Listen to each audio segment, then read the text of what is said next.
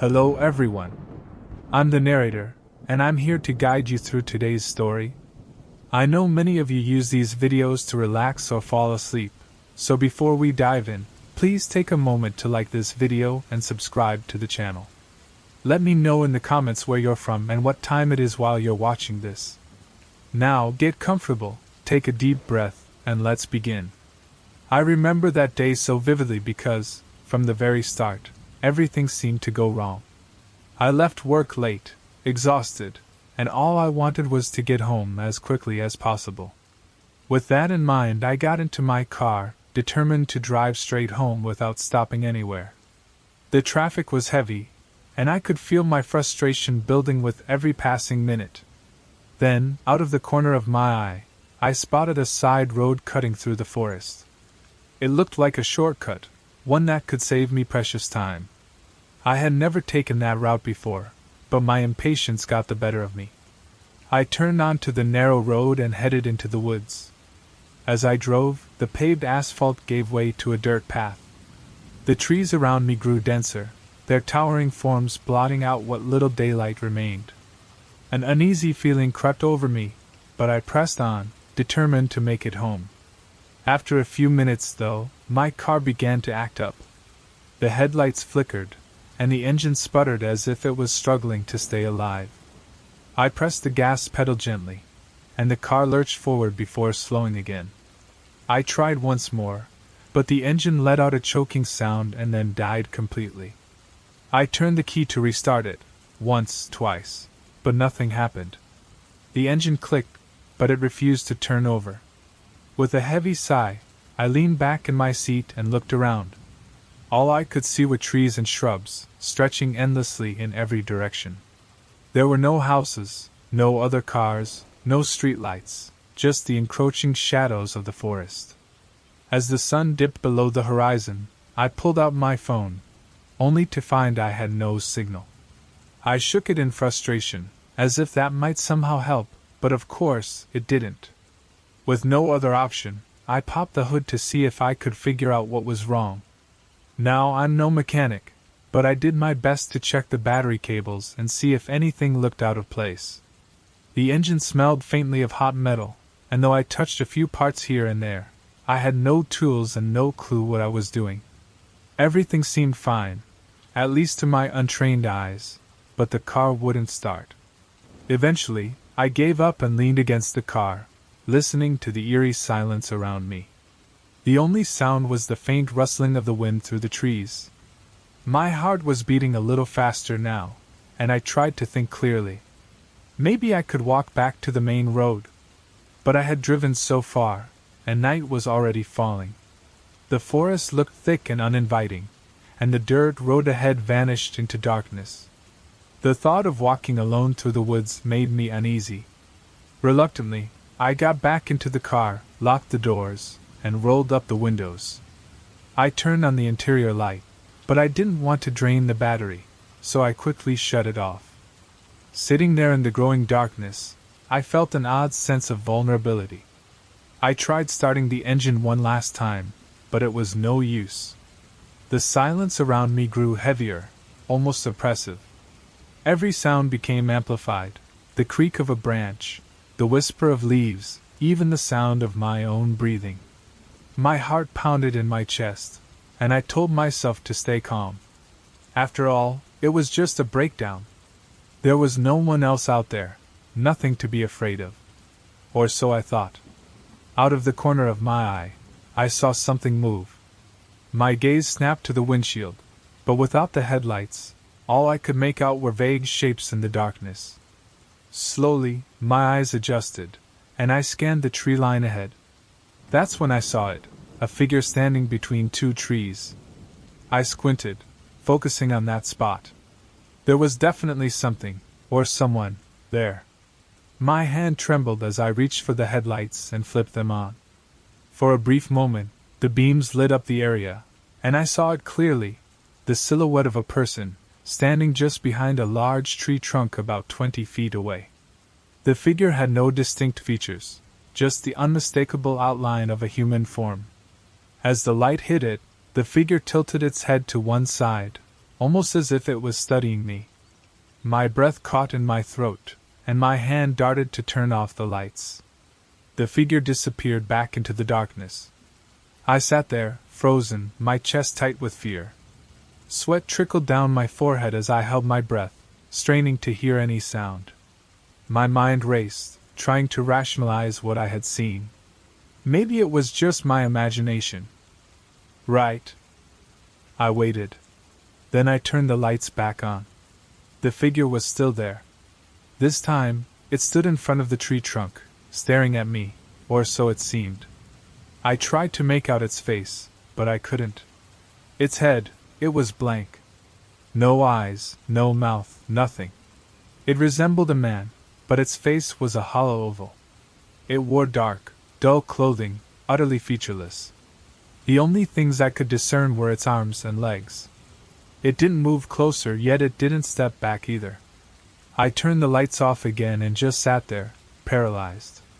My skin felt cold, my hands trembling uncontrollably. I glanced at my phone, no signal. I tried to reason with myself. Maybe it's just someone wearing a mask. Maybe it's some crazy person wandering the woods. I whispered to myself, trying to stay rational. It can't be, it's impossible. It has to be someone playing a sick joke. But what kind of person stands motionless in the woods without a face? I couldn't wrap my head around it. Staying in the car seemed like the safest option. At least here, I had locked doors and rolled up windows. If it tried to get in, I could honk the horn and maybe scare it away. I turned the lights back on. This time, the figure was closer. Just a few steps from the car. It stood in the middle of the road, facing the vehicle, still faceless. It didn't raise its arms or make any move. I could just make out the contours of its shoulders. It still had a vaguely human shape. I quickly turned the lights off again and let out a low curse. My heart pounded in my chest, and my throat felt tight, as though I couldn't breathe. I couldn't believe this was happening. My mind raced, searching for a way out. The forest was dense and suffocatingly dark. Running on foot felt like a gamble, especially with that thing lurking. But staying in the car didn't feel much safer either, though it was, at the very least, a barrier. I waited, straining to listen. The faint crunch of leaves reached my ears. I froze, holding my breath. The sounds circled the car, slow and deliberate. I double-checked the locks, making sure every door was secured. I turned the headlights on again. The road ahead was empty. I turned the wheel slightly, aiming the beam to the left. And there it was, standing just at the edge of the road, half hidden behind some bushes. I killed the lights immediately. My hands were slick with sweat, trembling as my pulse pounded in my neck. I tried to steady my breathing, but it came in shallow, uneven gasps. My eyes darted toward the darkness, dreading the moment I might see it again. This went on for hours. The darkness felt endless. Midnight approached. My phone confirmed it. Desperation crept in as I tried starting the engine again. Nothing. The battery seemed to be dying. Each time I turned on the headlights, they grew dimmer. I stopped trying, afraid to drain the battery completely. Now I only flicked the lights on when the uncertainty became unbearable. And every single time, it was there. Somewhere in the shadows. Circling the car. Always watching. It never came close to the windows, never touched the car. It kept its distance, half concealed by trees or bushes, always staring. My stomach growled. I realized I had no food with me. The only thing I had was a small bottle of water in the glove compartment. I sipped it sparingly, my mouth dry and my thoughts racing. Could I make a run for it? If I sprinted down the road, maybe I'd reach the main highway in a few hours. But what if it followed me? What if it was faster than me? I wasn't exactly in shape to outrun anything. I looked around the car for something to defend myself with. A tire iron was in the trunk, but that meant leaving the vehicle. I couldn't risk that. In the center console, I found a small flashlight. I turned it on, its weak beam barely cutting through the darkness. Still, it was better than nothing. For just a moment, I turned on the interior light, just a second, and I searched for something more useful: a jacket, a half-empty bag of chips under the seat, an umbrella, my work bag with a few papers. None of it was of any use. I turned off the interior light and waited. The silence was heavy, oppressive. My neck was stiff from sitting so tensely for so long. I tried to stretch it, but the noise it made in the stillness was too loud, and I froze, listening. Then I heard it, a faint whisper, maybe 10 feet away. I couldn't see anything. I hadn't turned on the headlights, and the flashlight I had was too weak to illuminate anything beyond the car. I decided to try something else. I gently tapped the horn, a small sound, just enough to break the silence, and waited. At first, nothing happened. I tapped it again, this time a little harder. That's when I heard quick footsteps, dry leaves crunching underfoot, like something running deeper into the forest. I thought maybe I'd scared it off. A small wave of relief washed over me. Perhaps it had been startled. Maybe it was gone for good. I waited a few minutes, then honked the horn again. Nothing. No sound, no movement. My heartbeat began to slow down, and I wiped the sweat off my forehead. A shiver ran down my arms as the night air turned colder. 15 minutes passed. I grabbed the flashlight and pointed it outside, sweeping the beam across the trees. Nothing. I kept scanning, moving the light slowly and deliberately. Still nothing. A flicker of hope sparked within me. Maybe it really was gone. I considered stepping out to try fixing the car or at least pushing it a little, but I stayed inside. I couldn't bring myself to risk it. Turning the flashlight off, I leaned back into the darkness of the car. For a moment, I closed my eyes, but every little sound made them snap open again. Time dragged on. I checked my phone. 2 a.m. Still no signal. I tried sending a text message, but it failed. Frustration threatened to give way to panic, but I fought it back, telling myself I just had to hold on until morning. When the sun rose, everything would feel safer. I could see where I was going, maybe fix the car, or even walk out of there without the constant feeling of being watched. Then, a sudden snap, a branch breaking nearby. My stomach clenched. I grabbed the flashlight and aimed it at the side window. There it was again, the figure. Closer this time. Much closer. Standing just beside some bushes at the edge of the road.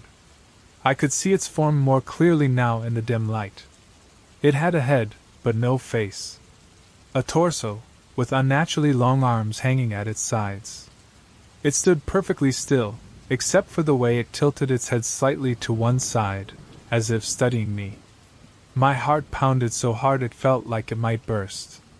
My hands shook violently as I tried to speak, but my voice caught in my throat. Finally, I managed to whisper, "What do you want?" No response. I turned off the flashlight, unwilling to see it anymore.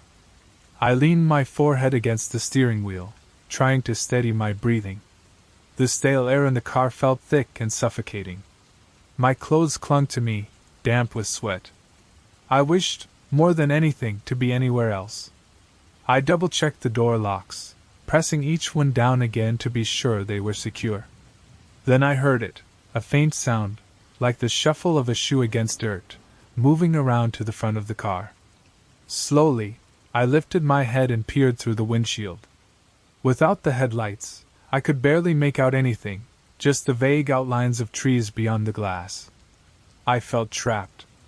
I wanted to scream but swallowed the urge. Instead, I hit the horn again, this time with more force. The sound shattered the silence and echoed into the night. I waited, ears straining for any sign that it had fled. But this time, there was no retreating noise. Minutes passed, each one dragging like an eternity.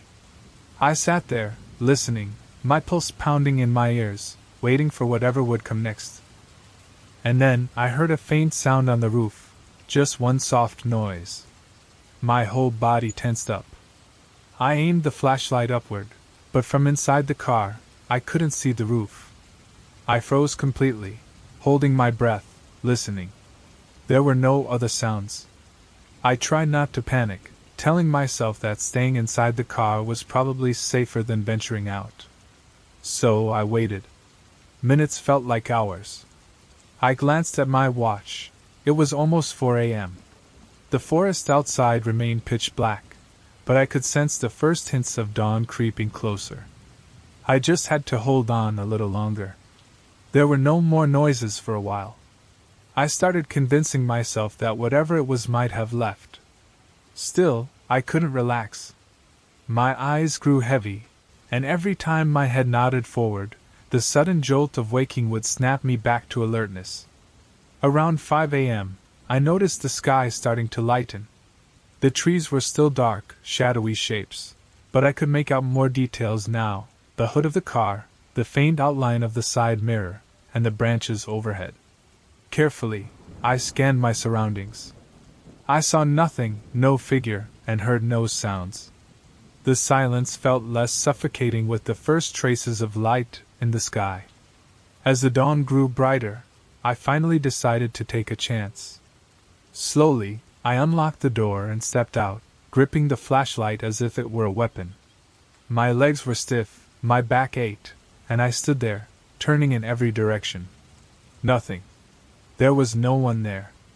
Only the distant sound of birdsong broke the quiet. I opened the trunk and grabbed the tire iron. Holding it tightly gave me a small sense of security. I checked under the hood, but I had no idea what I was looking for or how to fix anything. Frustrated, I closed the hood and made a decision. I would start walking. I figured I could follow the dirt path back the way I'd come and eventually reach the main road. At first, I moved slowly, glancing over my shoulder every few steps. The forest floor was damp and soft, and I didn't see any footprints other than my own. No sign of that figure. I walked for what felt like an eternity, probably an hour, until the sun finally rose above the treetops. Its light was warm and reassuring. When I emerged onto the main road, I was out of breath but relieved. My phone still didn't have any signal, but I knew if I followed the road, I'd eventually find someone. Even then, my heart kept pounding. I turned around once or twice to scan the edge of the forest, half expecting to see something out of place, but there was nothing. I'll never know what that thing was, if it was a person or something else entirely. It never spoke. It never attacked. It just watched. I don't know what it wanted, but I do know one thing: I'm never taking that shortcut again. I'll never drive through unfamiliar woods at night. Next time, I'll take the traffic over a night like that, stranded in a broken-down car with something faceless standing in the darkness, watching, waiting. Even now, thinking about it makes my stomach twist. But at least I was back on a real road, under the safety of daylight. Step by step, I kept moving, grateful for every bit of distance I put between myself and whatever that was. I remember the first time I heard the knocks. It was around 1 a.m. I was lying in bed, half awake, trying to unwind after a long day at work. My thoughts weren't on anything strange. I was simply staring at the dark ceiling, hoping to fall asleep. Then I heard it, 3 short knocks on the glass. It sounded hollow, like a light yet firm tapping on my bedroom window. I sat up immediately, my eyes darting to the window. The curtains were closed, and I strained my ears, listening intently. Nothing. I told myself it must be something outside. After all, I lived on the 3rd floor of a tall building. No one could possibly be outside tapping on my window. Shrugging it off as a random noise, perhaps the wind or a bird, I tried to sleep. But the sound lingered in my mind, echoing faintly. Eventually, I drifted off, assuming it wouldn't happen again. The next night, the knocks returned. Same time. This time, I was ready. I had been lying in bed, scrolling through my phone, waiting to see if it would happen again. Sure enough, At 1 a.m., I heard 3 soft taps on the glass. My body froze, my chest tightened, and I could feel my pulse pounding in my neck. Slowly, I reached for the curtain, careful not to make a sound, and peeked outside. All I saw was the dark silhouette of the building across the street. A few dim lights glowed from some apartments, but that was all. The glass was clear, no branches, no wires near my window. Outside, a light breeze stirred the air, but nothing unusual. I listened closely. No fluttering of birds, no creaking sounds, nothing that could explain the knocking. The silence of the early morning was profound. After a while, I let the curtain fall and crawled back into bed, restless but eventually falling asleep. On the 3rd night, it happened again.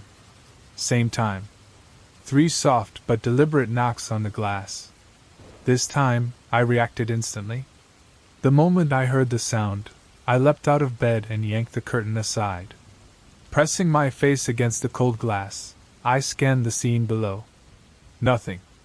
I looked left and right, inspecting the window frame for cracks or marks, anything that could cause the noise.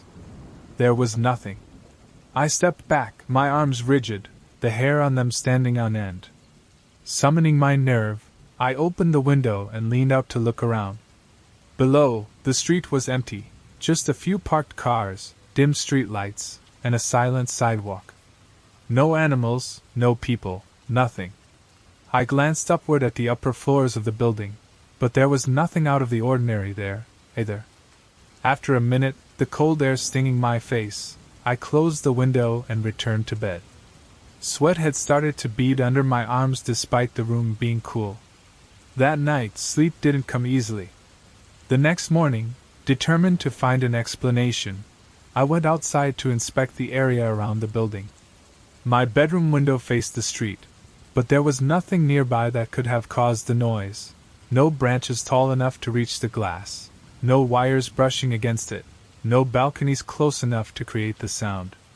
The wall was a smooth expanse of concrete and glass, nothing loose, nothing that could tap against the pane. Frustrated, I returned to my apartment. That night, I made up my mind to stay awake until 1 a.m. When the time came, the knocks echoed again, just as I expected. This time, I was ready. I grabbed my phone, leapt out of bed, pulled back the curtain and I turned on the flashlight on my phone. Nothing. Opening the window, I extended the flashlight outward, carefully scanning below, to the sides and above. Still nothing, no movement, no shadows, no animals, nothing that could explain the knocking. I stood there for a while with my arms stretched out until it started trembling from exhaustion. Then, I closed the window and returned to bed, my heart still racing.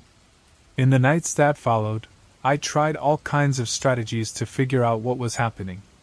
One evening, I went to bed early, thinking that if I fell asleep before it started, I wouldn't hear it. But I woke up at exactly 1 a.m., greeted by the same knocks, as if my body had been anticipating them. Another night, I left the curtains open so I could see the window directly when the knocking came. Staring at the glass, I saw no movement, no shadows, no reflections, just the same 3 knocks, rhythmic and consistent like a clock. The anxiety began creeping in earlier each night. By midnight, I'd find myself on edge, dreading the sound. I tried listening to music to distract myself, but as the hour approached, I'd remove my headphones, tense and staring at the window. One night, after hearing the knocks, I shouted, "Who's there?"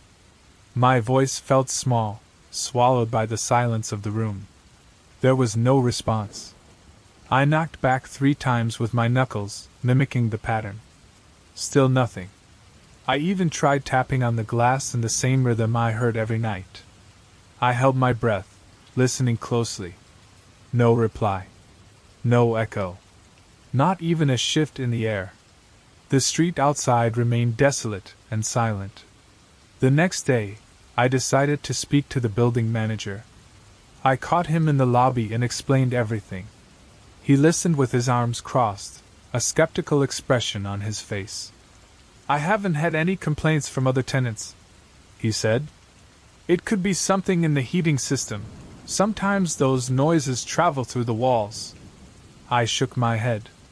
No, this is coming from my window. It's a distinct knock on the glass. He paused for a moment, then shrugged.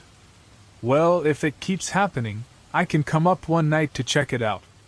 I appreciated the offer, though I doubted he would follow through. That night, I decided to try something new. I placed my phone on the bed, activated the voice recorder, and lay down, waiting for the knocks. Right on time, at 1 a.m., the familiar 3 knocks sounded. My heart raced, but I stayed still, letting the phone capture everything. The next morning, I reviewed the recording. The knocks were clear, 3 sharp, crisp taps, and nothing else. It was as though someone was really knocking on the glass. But again, there were no marks or signs of anyone having been there. Determined, I inspected the window frame in broad daylight. I checked every corner, every edge.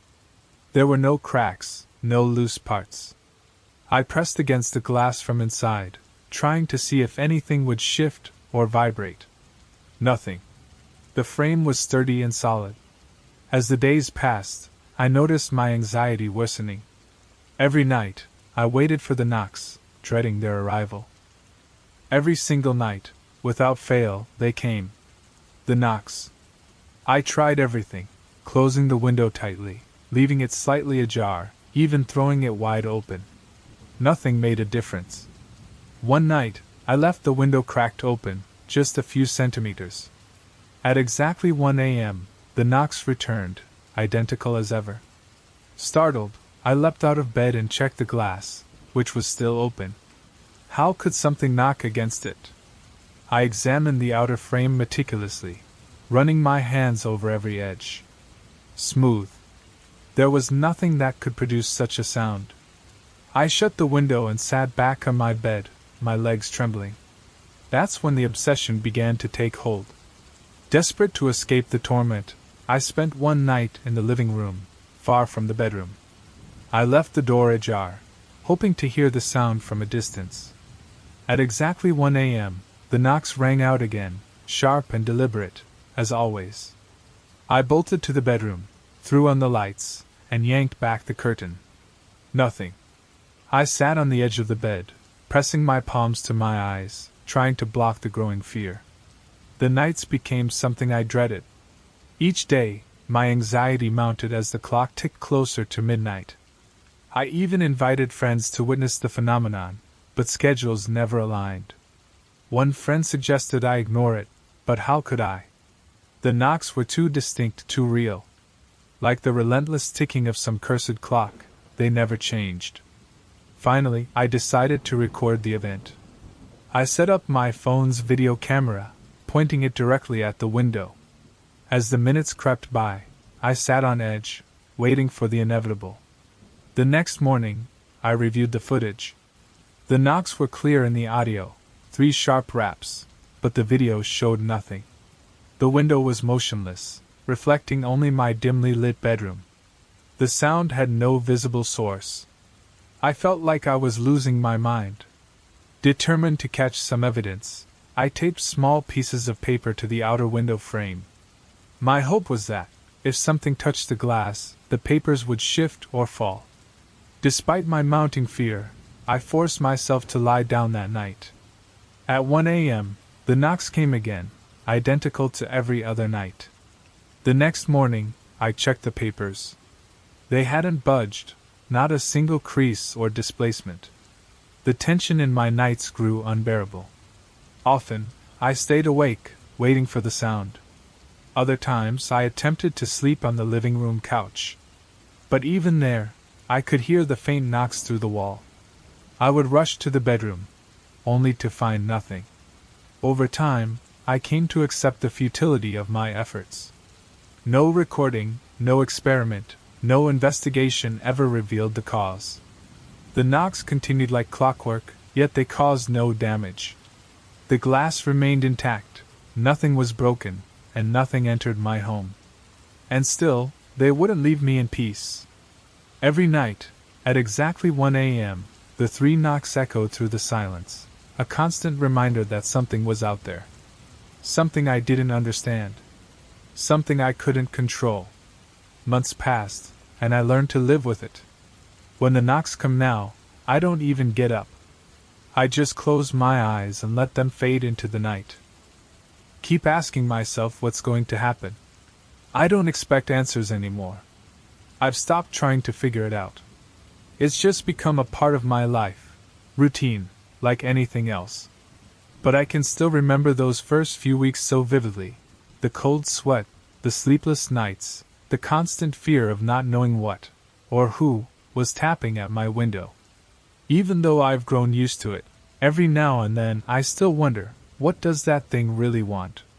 Or maybe the bigger question is, will it ever stop knocking? Months went by. The knocking never ceased, but my fear began to shift, mutating into something like resignation. I stopped jumping out of bed every time I heard it. At first, I forced myself to stay under the covers, whispering to myself that there was nothing I could do.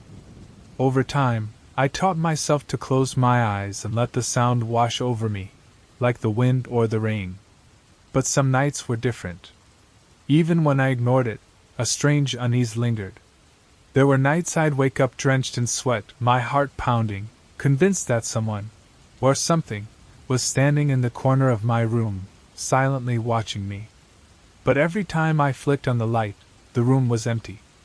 Just as it always was. Then, there were the details I couldn't ignore. Tiny, almost imperceptible marks along the edges of the window frame. They were so faint you couldn't even feel them with your fingertips, but they were there.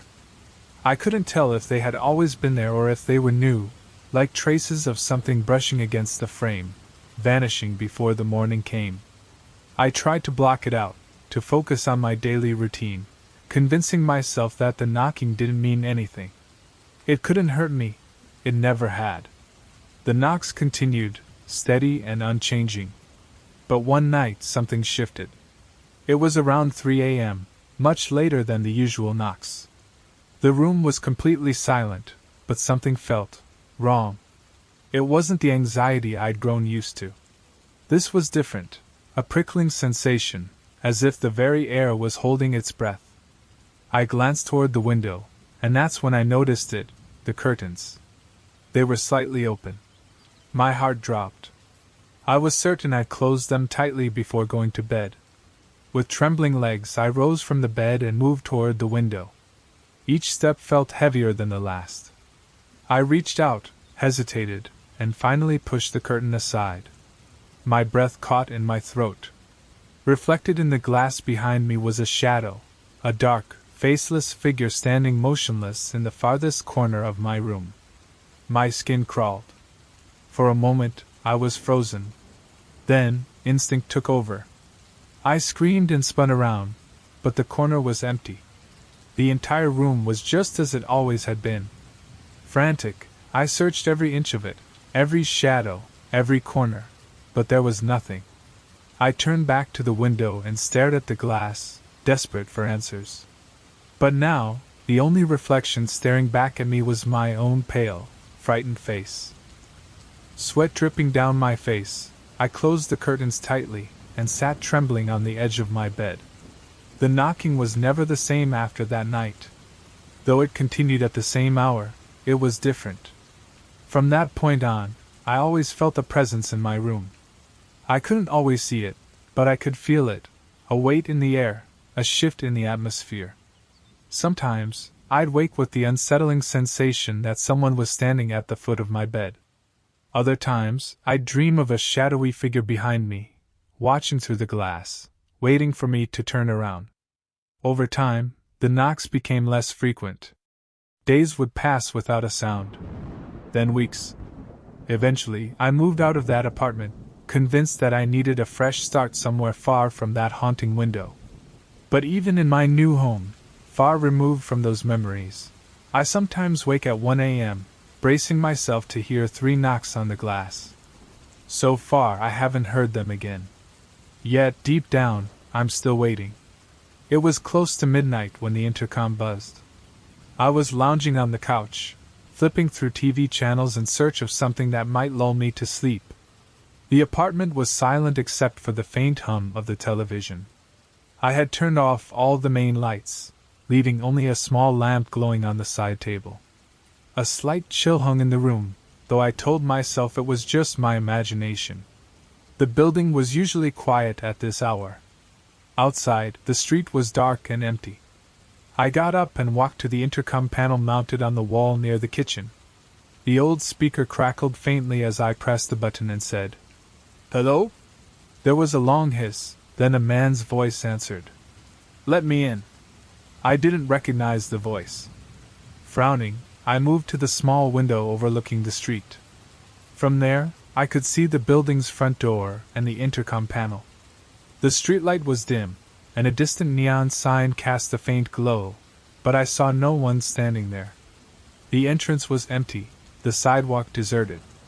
I leaned closer to the speaker and asked, "Who are you?" There was no reply, only static. I waited a few moments and tried again, my voice firmer this time. "Hello? Who's there?" Silence. After about 30 seconds, I let go of the button and stepped back. I looked out the window again. The front of the building was still completely still. No cars passed. No one walked by. Everything was eerily calm. Shrugging, I tried to dismiss it as a prank and returned to the couch. But my heart was beating faster now. I attempted to focus on the TV, but the strange encounter lingered in my mind. A few minutes later, the intercom buzzed again. This time, I shot up from the couch and pressed the button quickly. "Yes?" I said, keeping my voice low but firm. "Let me in," the same male voice repeated. It sounded muffled, as though the speaker was talking through a thin layer of fabric. I leaned against the wall, trying to steady my breathing. Walking back to the window, I pressed my forehead against the cold glass, scanning the street below with more care. The door was still empty. I glanced at my phone, 12:10 a.m. "I don't see you. Who are you?" I asked, my throat dry. There was no answer, just a faint crackle on the line. A knot formed in my stomach as I backed away from the intercom. I went to the kitchen, grabbed a glass, and poured myself some water. The intercom didn't buzz again for several minutes, but I couldn't shake the unease. I stood there, staring at the small device as if it might offer an explanation. For a fleeting moment, I considered calling the police, but what would I tell them? That someone was buzzing the intercom and no one was there? It sounded absurd. I decided to ignore it, convincing myself it was just a drunk playing a prank. Returning to the couch, I tried to calm my nerves, but the feeling of unease refused to leave me. I turned up the volume on the TV, trying to distract myself, but every little noise in the apartment made me jump. After what seemed like 10 minutes, the intercom buzzed again. I shot up from my seat, nearly tripping, and pressed the button, shouting, "What do you want?" The same calm voice answered, as always. "Let me in." I felt my stomach tighten. I pressed the button again. "I don't know who you are, get out!" I replied, my voice trembling slightly. I rushed to the window, pressing my cheek against the cold glass to get a better angle. There was no one out there. I checked the intercom panel again. Outside was empty. I carefully opened my apartment door and poked my head into the hallway. It was silent and empty. The hallway lights were warm, just like always. Everything seemed normal. I listened closely, nothing. I quickly locked the door, sliding a chair under the handle. I didn't know why I did it, but it made me feel safer. I went back to the window, checking the street again. Still nothing. The intercom stayed quiet for a while. I sat on the armchair next to the window, eyes fixed on the entrance to the building. Every now and then, a soft breeze would stir a few papers on the street, but I didn't see anyone. Eventually, the intercom buzzed again around 12:30 a.m. I felt a pulse in my neck. I walked over to the wall-mounted box and pressed the button without saying a word. "Let me in," the voice said once more. I took a deep breath and said, "I'm not letting anyone in." I don't see you out there, just stop it. I released the button and heard only static. My palms were sweating. I wiped them on my pants. I tried to turn off the intercom system, grabbed a screwdriver from the kitchen drawer, and attempted to loosen the screws on the cover. The screws seemed worn. I tried to disconnect the system from the wall, but it was directly wired into the building's system. Frustrated, I slapped the panel with the palm of my hand. Nothing happened. I decided to call the building superintendent, but my phone rang and rang with no answer. I thought about calling a friend, but it was late, and I wasn't sure what I'd even say. I stood there, breathing through my mouth, trying to calm myself down. Then, the intercom buzzed again. "Go away! I'm calling the police!" I shouted at the device. I heard the same response as always. "Let me in." My heart pounded so hard, I could hear it in my ears. I walked over to the window again. The street was still empty. I pressed the button. "How are you using the intercom if you're not out there?" I asked. No response. "Where are you?" I asked, my voice shaking. Silence. I decided to go down to the lobby to investigate. I grabbed my keys and a small flashlight I keep in a drawer, moved the chair away from the door, and stepped into the hallway. I looked both ways. Everything was quiet, just as usual. I pressed the elevator button and waited. When the doors opened, I stepped inside and pressed the button for the ground floor. The ride was eerily quiet, except for the soft hum of the elevator motor. When I reached the lobby, everything seemed normal. The lights were on, the mailboxes were neatly aligned on the wall, and the doormat was exactly where it always was. I approached the front door and I looked out through the glass and saw the intercom panel mounted on the exterior wall. I leaned in closer, inspecting it carefully. There was no one there. The pavement was empty, eerily quiet. I listened intently, hearing nothing except the distant hum of a car engine, probably from somewhere beyond my line of sight. I opened the main door, keeping it slightly ajar with my foot, and stepped outside. The cold night air brushed against my face as I scanned both sides of the street. It was completely deserted. The few streetlights still on cast weak, uneven beams across the pavement. I approached the intercom panel mounted on the wall and examined it. It didn't appear damaged or tampered with in any way. I pressed the test button to check if it was working, and heard a faint crackle from inside the building. Everything seemed in order. After waiting a minute, I returned to the hallway and let the door shut softly behind me. I decided to try the landline in the building, the one mounted on a small shelf on the wall. I lifted the receiver, but there was no dial tone. I tried several more times. Nothing. Frowning, I checked the hallway lights, turning the switches on and off to see if there was an electrical issue. The lights worked perfectly, but the phone was dead. I headed back to the elevator and took it up to my floor. As I rode up, the elevator lights flickered once, making my chest tighten. I swallowed hard and forced myself to relax. When the doors opened, I stepped out slowly, walking toward my apartment. The hallway was as quiet as it had been before. I entered my apartment, locked the door, and moved the chair against the handle, as I always did. I took a deep breath, trying to calm myself. That's when the intercom buzzed again. The noise startled me, and I felt my heart rate spike. I approached the intercom and pressed the button. "I'm not letting you in," I said, trying to sound firm. This time, there were no words on the other end, just slow, steady breathing. It sounded human, but also strange, like it came from a throat that wasn't quite alive. "What do you want?" I asked, my voice shaky. The breathing continued for a few more seconds before it stopped. I released the button and stepped back, staring at the intercom on the wall. I waited, and after a few moments, the buzz came again. I pressed the button once more. "Enough!" I shouted. This time, the voice answered, louder and closer. "Let me in." A chill ran down my spine.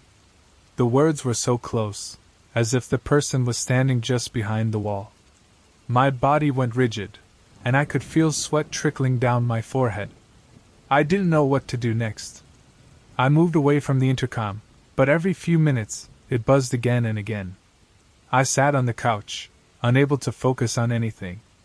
The constant buzzing felt like a hammer pounding in my mind. Finally, I got up and walked over to the fuse box in the kitchen wall.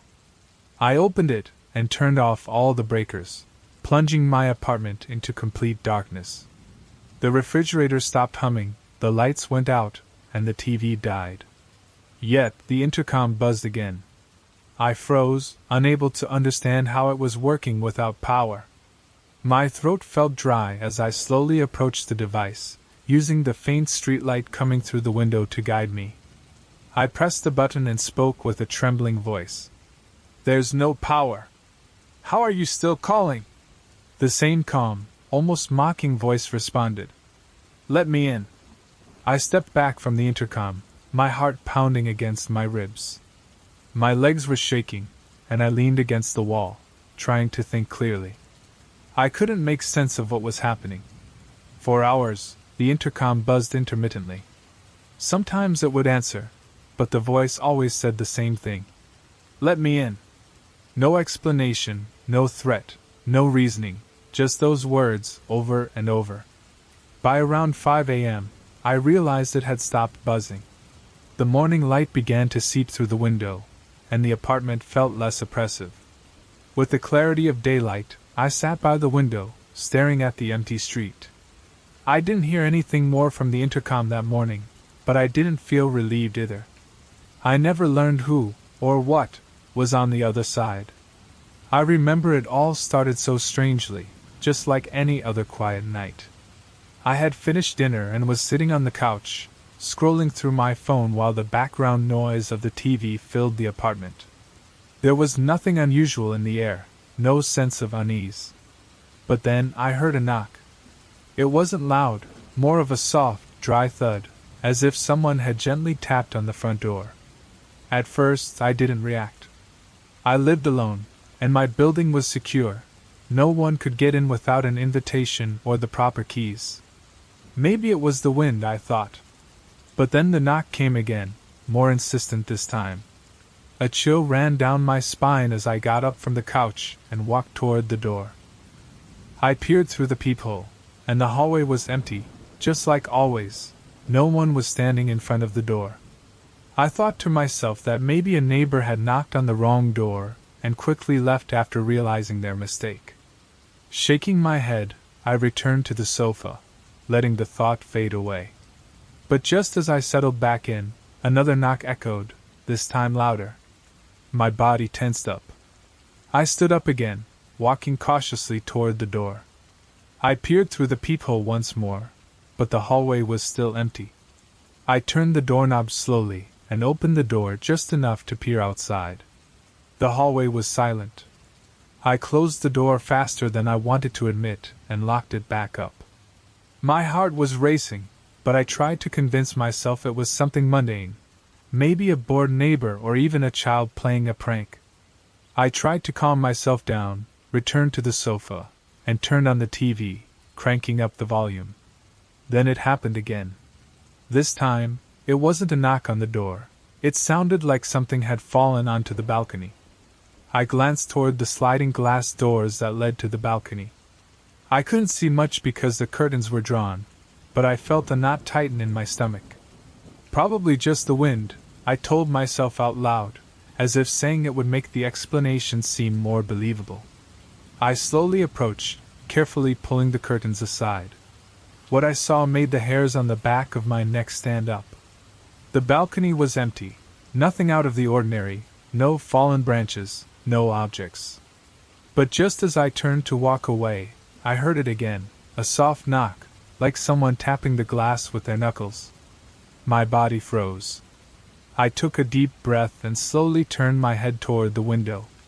At first, I didn't see anything, but as I focused, I noticed something strange. There was a mark on the glass, right in the center, 3 blurry fingerprints, like someone had pressed their cold, damp fingers against the glass. I stepped back slowly, my mind racing to come up with an explanation. How could there be marks if no one had been on the balcony? I looked outside, making sure no one was hiding in the corners. The balcony was completely empty. I slammed the curtains shut, my breathing rapid. I went to grab my phone, thinking about calling someone, but I wasn't sure who. The police wouldn't believe me, and my friends would probably think I was paranoid. That night I couldn't sleep. Every little sound made me jump. I spent hours staring at the door to the balcony, waiting for something else to happen. But nothing came until the morning. The next day, I checked the marks on the glass. They were gone. I tried to convince myself it had all been my imagination, the exhaustion, maybe a reflection from a light, or just some misunderstanding. But I still couldn't shake the image of those marks on the glass.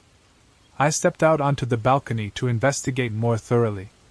The railing was cold to the touch and slightly damp from the morning dew. I searched every corner, looking for anything that could explain what I had seen, but there was nothing unusual. In the afternoon, while at work, the unsettling feeling remained. Every time I thought about those fingerprints, I felt a chill run down my spine. My coworkers noticed my distraction and asked if I was okay. I told them I hadn't slept well and was feeling a bit exhausted. I didn't mention the balcony. I didn't even know how to explain it without sounding like a lunatic. That evening when I got home, everything seemed normal. The apartment was quiet, the balcony door shut, the curtains drawn. I made myself a quick dinner and tried to distract myself by watching a movie. The night passed quietly. At first, I began to relax, thinking maybe it was all over. Then, just before midnight, I heard it again, a knock. This time, it wasn't coming from the balcony but from the front door. My heart started pounding in my chest. I slowly rose from the sofa and walked toward the door, each step heavy with tension. I looked through the peephole, nothing. The hallway was empty, just like the night before. I stood there for a moment, listening to the absolute silence. Finally, I breathed out and returned to the sofa, trying to calm myself. Maybe I was just imagining things. Then the knock came again, but this time, it was louder. I jumped off the sofa, nearly tripping, and rushed to the door. I peered through the peephole again, still nothing. But this time, the knocking didn't stop. It was rhythmic, as if someone was tapping persistently, demanding I open the door. A chill ran down my spine. I cautiously reached for the doorknob, but something inside me refused to open it. "Who's there?" I called, trying to keep my voice steady. The knocking stopped abruptly. I stood there, waiting for a response, but there was nothing, just silence. I took a deep breath, trying to regain control. As I took a step back, I heard it again. This time, the knocks weren't coming from the door. They were coming from the balcony. My skin prickled instantly. I looked toward the closed curtains, which hung motionless. I moved cautiously, feeling every muscle in my body tighten. When I reached the curtains, the knock came again, 3 soft taps directly on the glass. I took a deep breath. I suddenly pulled back the curtains, and there was no one there, but the marks were back. 3 clear impressions right in the center of the glass. Something inside me told me I shouldn't open the sliding door. I stepped back slowly, never taking my eyes off the balcony. The marks stayed, unmoving, as if someone had pressed their fingers against the glass and then vanished. I turned off the apartment lights, as though that might somehow protect me from whatever was outside. I sat in the farthest corner of the couch, my back pressed against the wall, holding my phone like a shield. That night, I hardly slept, my gaze fixed on the curtains, waiting for daylight. By morning, the marks had disappeared again. Several days went by without anything else happening. For a brief moment, I thought maybe the worst was over. I even convinced myself that it had all been in my head, just a mix of stress and lack of sleep. But deep down, I knew something wasn't right. One night, as I was scrolling through my phone before bed, I heard the knocks again. This time, they came from both the front door and the balcony at the same time. My heart raced as I leapt out of bed and ran to the living room, unsure of where to look first. I glanced at the door, then at the curtains covering the balcony. The knocks continued, steady and synchronized, as though two people were knocking at the same time. I couldn't move. My body was frozen in fear. Then, suddenly, everything fell silent.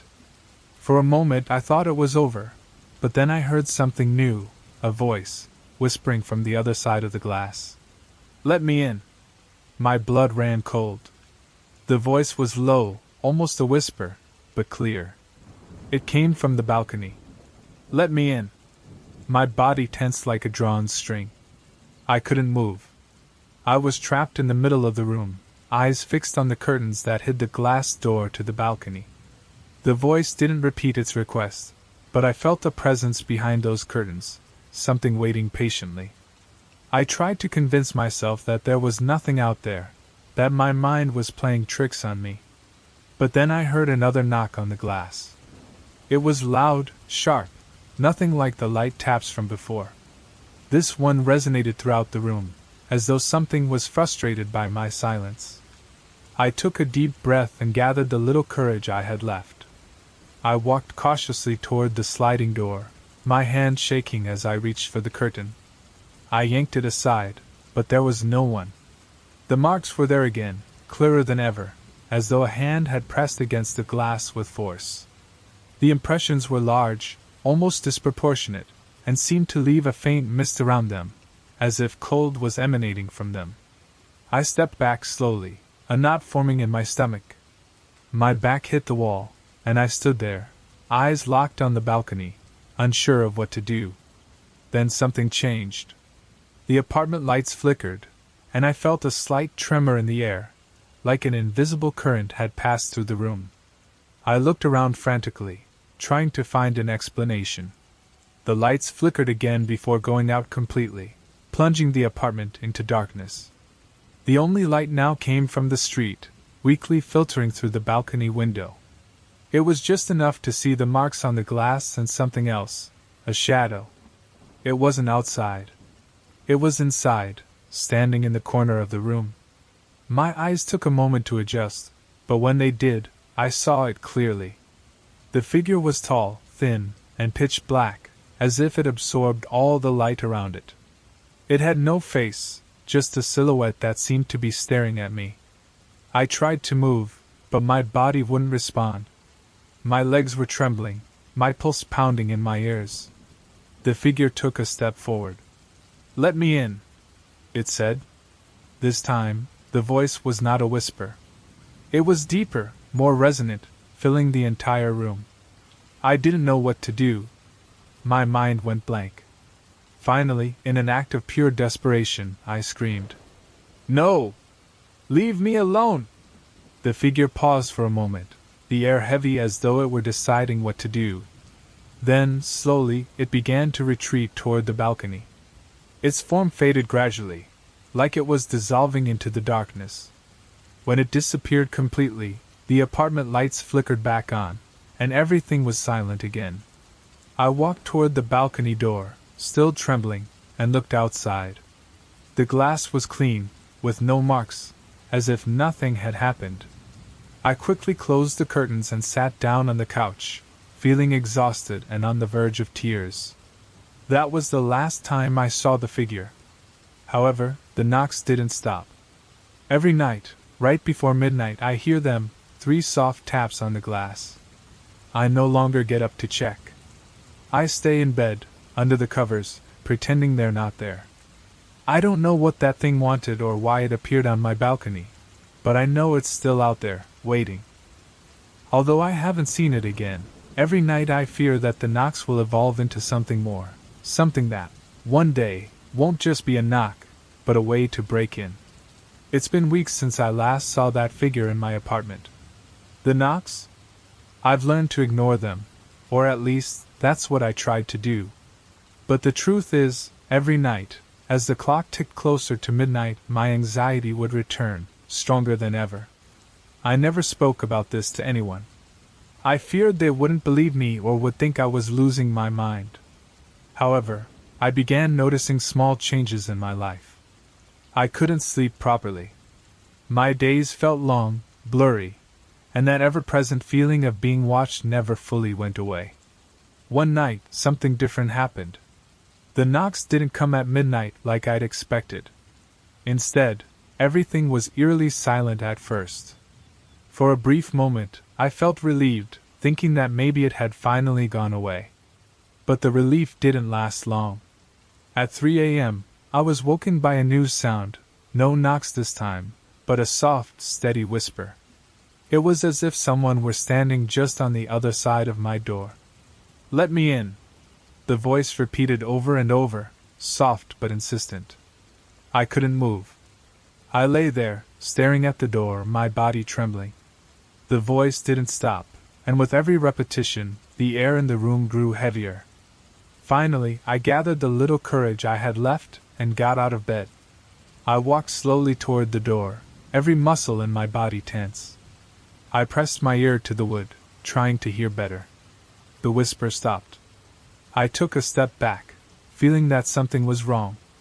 And then I heard it, a loud, sharp knock, but this time, it didn't come from the door, the balcony, or the front entrance. It came from inside my room, from behind me. Slowly, I turned around, and there it was. The figure was standing by the window, motionless.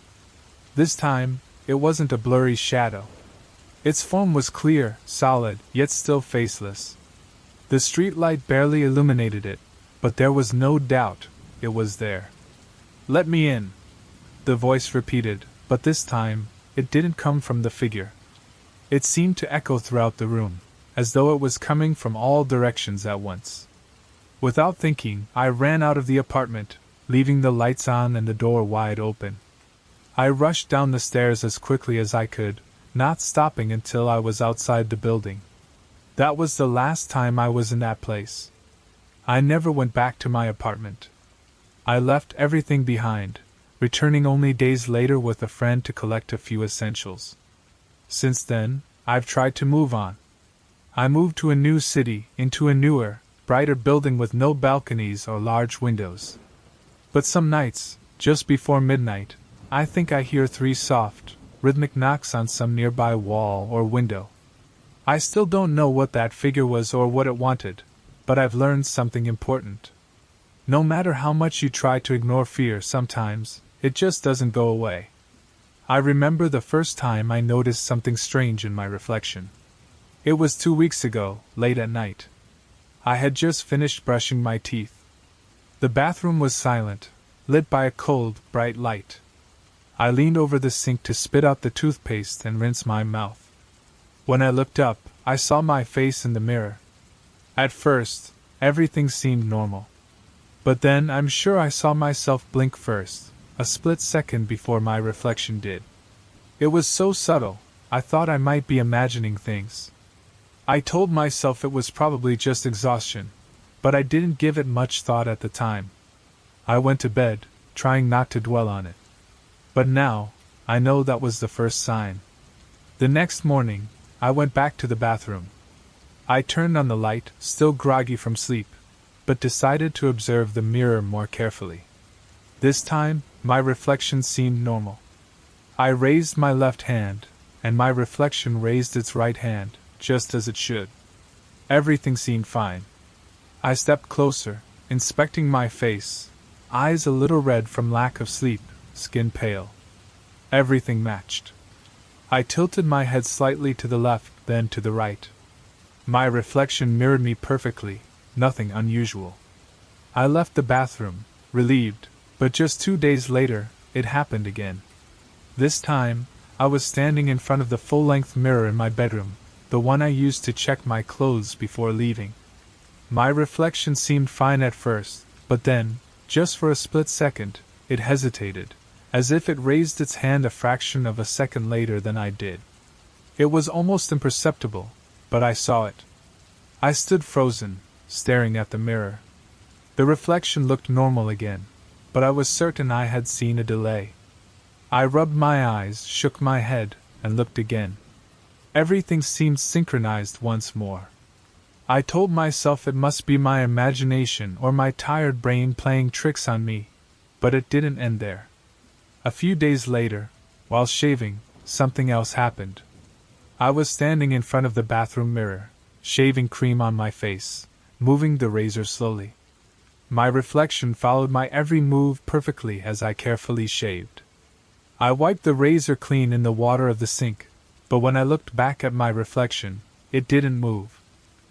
I lifted my gaze, and there it was, my reflection, staring back at me as always. But this time, I felt something different. It wasn't just a reflection. It was as if it was focusing on me with too much intensity, like it was watching me before I even had the chance to look at it. I stopped, slowly raised one eyebrow, tilted my head slightly, and moved my mouth. My reflection mirrored every movement perfectly, but the feeling remained. It wasn't just copying me, it was observing me. My breathing quickened, and my chest tightened from the tension. I turned off the faucet and left the bathroom, still unfinished with my shaving. In the following days, I tried to ignore it. I avoided mirrors as much as I could, but it wasn't easy. Mirrors were everywhere, in the bathroom, in the bedroom, even in the reflections of the windows. At night, every time I had to look at myself, whether to wash my face or check my teeth, I tried to do it quickly, but I always noticed something. Once, I raised my hand to scratch my ear, and I was almost certain my reflection took a second longer to do the same. Another time, I blinked several times in a row, and my reflection skipped one of the blinks. I stepped back from the mirror, struggling to breathe, feeling my heart pound in my ears. I squeezed my eyes shut, counted to 10, and looked again. Everything seemed normal, but it was too late. I knew something was wrong. From that moment on, mirrors became a constant source of anxiety. Every time I passed one, my stomach twisted, my hands sweated, and my heart raced. A week later, something happened that I couldn't ignore. It was a quiet afternoon, and I had just returned from a walk. I went to the bathroom to wash my hands. The air was warm, and my shirt was slightly damp with sweat. I rolled up my sleeves and turned on the water. As I looked up at the mirror, my reflection was there, staring back at me. I watched it as I slowly turned my head from side to side, trying to detect any anomaly. Everything seemed normal. Then, I looked down at the sink, grabbed a towel to dry my hands, and when I lifted my head again, I noticed something terrifying. My reflection hadn't stopped staring at me. Even though I had lowered my gaze, its eyes remained fixed on mine, as if it knew I was going to look back at it. A chill ran down my spine. My breath quickened. I took a step back, moving away from the mirror, but my eyes never left it. "This can't be happening," I whispered to myself. I decided to test it again. I turned my body to the side, completely looking away from the mirror, then quickly spun around to face it once more. For the briefest of moments, I caught something. My reflection's eyes were already focused on me before I could find its gaze. It was a fleeting moment, but enough to convince me that what was in the mirror wasn't just my reflection. It was something more.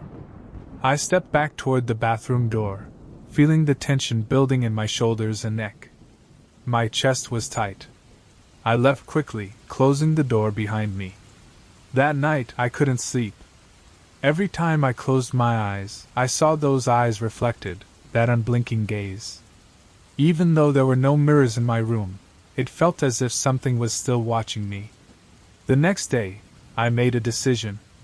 I grabbed a towel and carried it to the bathroom, carefully avoiding looking directly at the mirror. I placed it over the mirror, completely covering it. I repeated the same process in my bedroom, using an old sheet to cover that mirror as well, at least for a while. I felt some relief.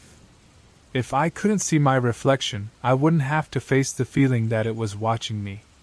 But even with the mirrors covered, I couldn't stop looking at other reflections. The microwave glass, the TV screen when it was off, even my phone when it was locked. They all gave me fragments of my own image. One night, as I was making sure the mirrors remained covered, I heard a sound coming from the bathroom. It was a creak, as if something was moving behind the closed door. My body tensed. My heart began to race as I approached the door. I pressed my ear against it, but the sound stopped. I slowly opened the door. The towel was still in place, covering the mirror, but the air in the bathroom felt colder, and there was a slight pressure in the room, as if the space itself was charged with something invisible. That night, I decided to sleep with the light on. Days went by, and although I tried to carry on with my routine, something always felt off. I felt that any reflective surface was a danger, a window into something I couldn't understand or control. My mind constantly returned to that smile I had seen in the mirror. One afternoon, I decided to confront it again. I removed the sheet from the mirror in my bedroom and stood in front of it. My reflection stared back at me. "What are you?" I whispered, my heart pounding in my chest. No answer came, but something changed. My reflection smiled. It wasn't a friendly smile. It was a small, quick grimace, deliberate, like it was trying to show me something. I took a step back, my legs trembling. My reflection quickly resumed my serious expression, but it was too late. I had seen the smile. I quickly left the room and covered the mirror again, making sure the sheet was securely in place. I never uncovered the mirrors after that. The days passed and, even though the mirrors remained covered, the sensation that something was wrong never left. I could feel their presence every time I passed near the bathroom or the bedroom mirror. My skin would crawl, and there was a palpable tension in the air, a weight that made me feel observed, even without looking at them. One night, while sitting on the couch trying to distract myself with the television, I heard a noise again, this time, much clearer. It came from the bathroom.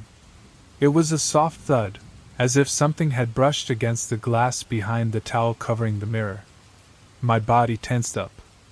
I turned off the TV and sat still, listening intently. Another thud, this time louder. My breath became shallow. I grabbed a flashlight I kept in a drawer and made my way toward the bathroom. I slowly opened the door. The towel was still in place, but the air in the bathroom was freezing, as if someone had left a window open in the dead of winter. I held the flashlight up to the covered mirror, trembling. The silence was absolute, but I could feel something behind that fabric. "What do you want?" I whispered without realizing I had spoken out loud. There was no response, but the towel, which had been perfectly secured, began to move slightly, as if something were touching it from the other side. I dropped the flashlight and ran out of the bathroom, slamming the door behind me. My chest was rising and falling rapidly, my hands shaking as I leaned against the hallway wall. I didn't go back into the bathroom that night. The next day, I decided to remove all the mirrors from the apartment. I started with the bathroom mirror, covered it with a sheet, and carried it to the farthest cupboard in my room.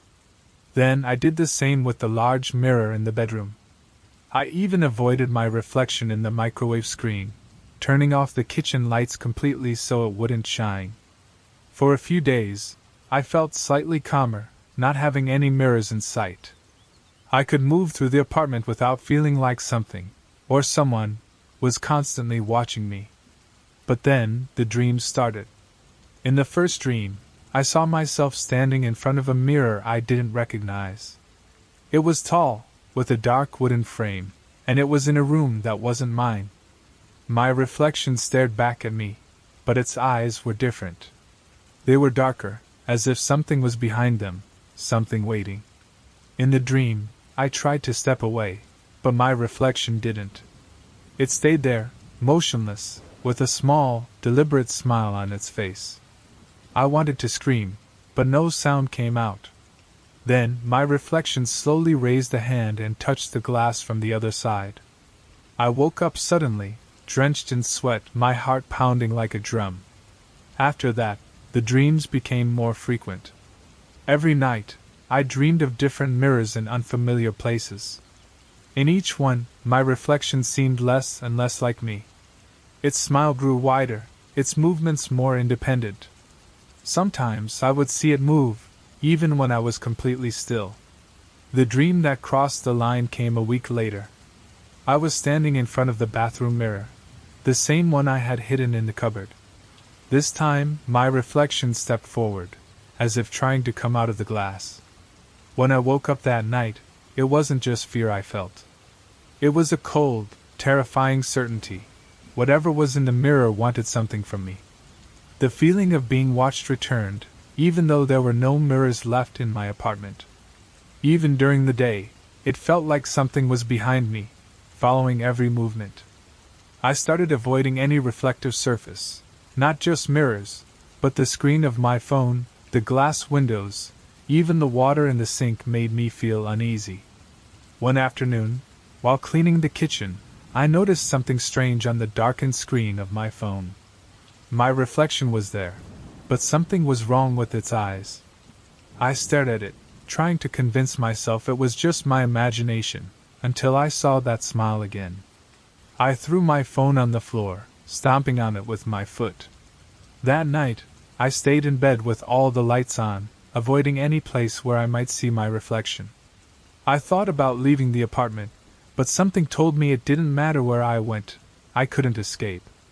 Finally, I made a decision. I couldn't keep living like this. I opened the cupboard where I had hidden the mirrors and uncovered the bathroom one. I stood in front of it, shaking, and looked directly at it. "If you want something, do it now," I shouted, my voice cracking. For a moment, nothing happened. My reflection seemed normal, just as terrified as I was. But then, slowly, that smile returned. It wasn't my smile. And this time, it didn't go away. My reflection tilted its head slightly, as if it were studying me. The glass began to darken, as if something was absorbing the light. My reflection remained, but now its eyes were completely black. I don't know how long I stood there, frozen in fear. Finally, I broke eye contact, grabbed the mirror with both hands, and threw it to the floor with all my strength. The glass shattered. I collapsed to the floor, gasping for breath. The apartment was eerily silent. I stayed there, sitting among the broken fragments, feeling the air slowly returning to my lungs. Since that moment, I've avoided anything that could reflect me. I haven't had dreams since that night, but the sensation that something remains unfinished still lingers. Sometimes, when I walk past the closet where I keep the pieces of the mirror, I think I hear a faint creak, as if something inside is shifting. And although I no longer have mirrors, sometimes in the tiniest reflections, like those in a spoon or a fogged-up window, I swear I can see that smile. And I know, deep down, I haven't finished with it. I had been working as a rideshare driver for about 6 months. Most nights were uneventful, picking up passengers, dropping them off at their destinations, and continuing with my shift. Nothing special. But there was one night I will never forget. It was a Tuesday, around 10:30 p.m. I received a ride request near a small convenience store. The area was quiet, the sky clear, with even a few stars visible, a rare sight in that part of the city. I accepted the ride and followed the GPS instructions to the pickup point. I was expecting to find someone normal. Perhaps a worker heading home or someone finishing their shift. But instead, I saw a man standing alone on the sidewalk in front of an old apartment building. He was wearing a dark jacket, maybe black or navy blue, and he stood perfectly still, staring directly at my car. He didn't wave, didn't smile. He was just there, waiting. I slowed down and stopped in front of him. I rolled down the passenger side window and took a closer look. His face was calm, expressionless, neither angry nor happy, just serene. His hair was dark and short, maybe with a light beard. Under the dim light of a flickering street lamp, I estimated he was about 40 years old, though it was hard to say for sure. "Hello, I'm your driver," I said. He nodded once, opened the back door, and sat behind me. The door clicked softly as it shut. I waited for him to say something, but he stayed silent. I checked the app, and the address was unfamiliar, about 15 minutes away. The ride will take about 15 minutes, is that all right? I asked. Yes, he replied in a low, even tone. He didn't smell of alcohol, nor did he seem drunk, just quiet, reserved. I didn't think much of it. Sometimes people just don't want to talk. I started the engine and began driving. The streets were almost empty, with just a few cars passing by here and there. Most of the shops were already closed. I could hear the hum of the tires on the asphalt and the soft murmur of the streetlights. The passenger sat behind me on the right side. I glanced at him through the rearview mirror. He wasn't looking at his phone or out the window, nor was he moving at all. He was simply staring ahead, or perhaps at the back of my seat. It was strange, but I let it go. I've had uncomfortable rides before, and some passengers just prefer silence. We reached a stoplight where I had to turn left. The light seemed to take forever. I decided to break the silence. "How's your night going?" It took him a few seconds to respond. "It's fine," he said in the same monotonous tone. He didn't add anything else. I nodded to myself and focused on the road. I thought about turning on the radio, but something told me it might make things even more awkward, so I didn't.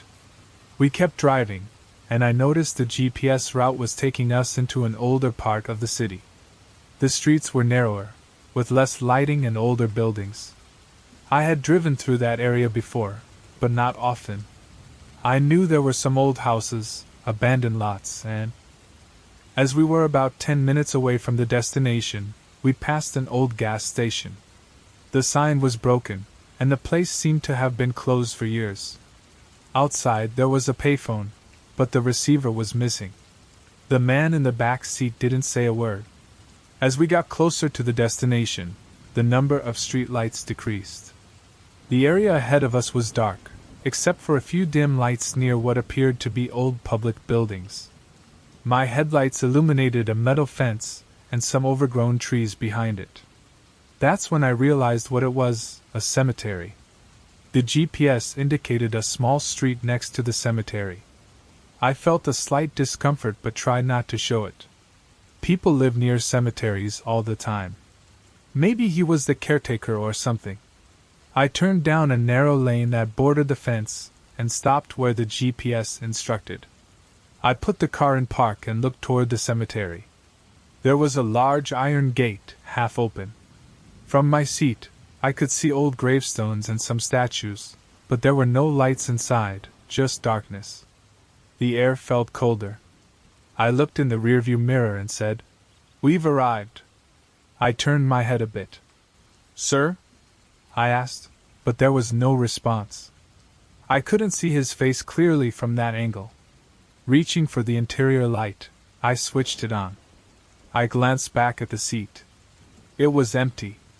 I froze, staring at the back seat, my chest tightening. There was no one there. The door was closed, and the seatbelt was perfectly fastened, as if no one had touched it.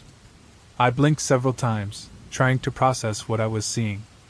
I leaned over to the back seat, looking under the seats, but nothing. The door hadn't made its usual noise when it opened, and the car hadn't sounded its typical alert. I hadn't seen or heard anyone leave.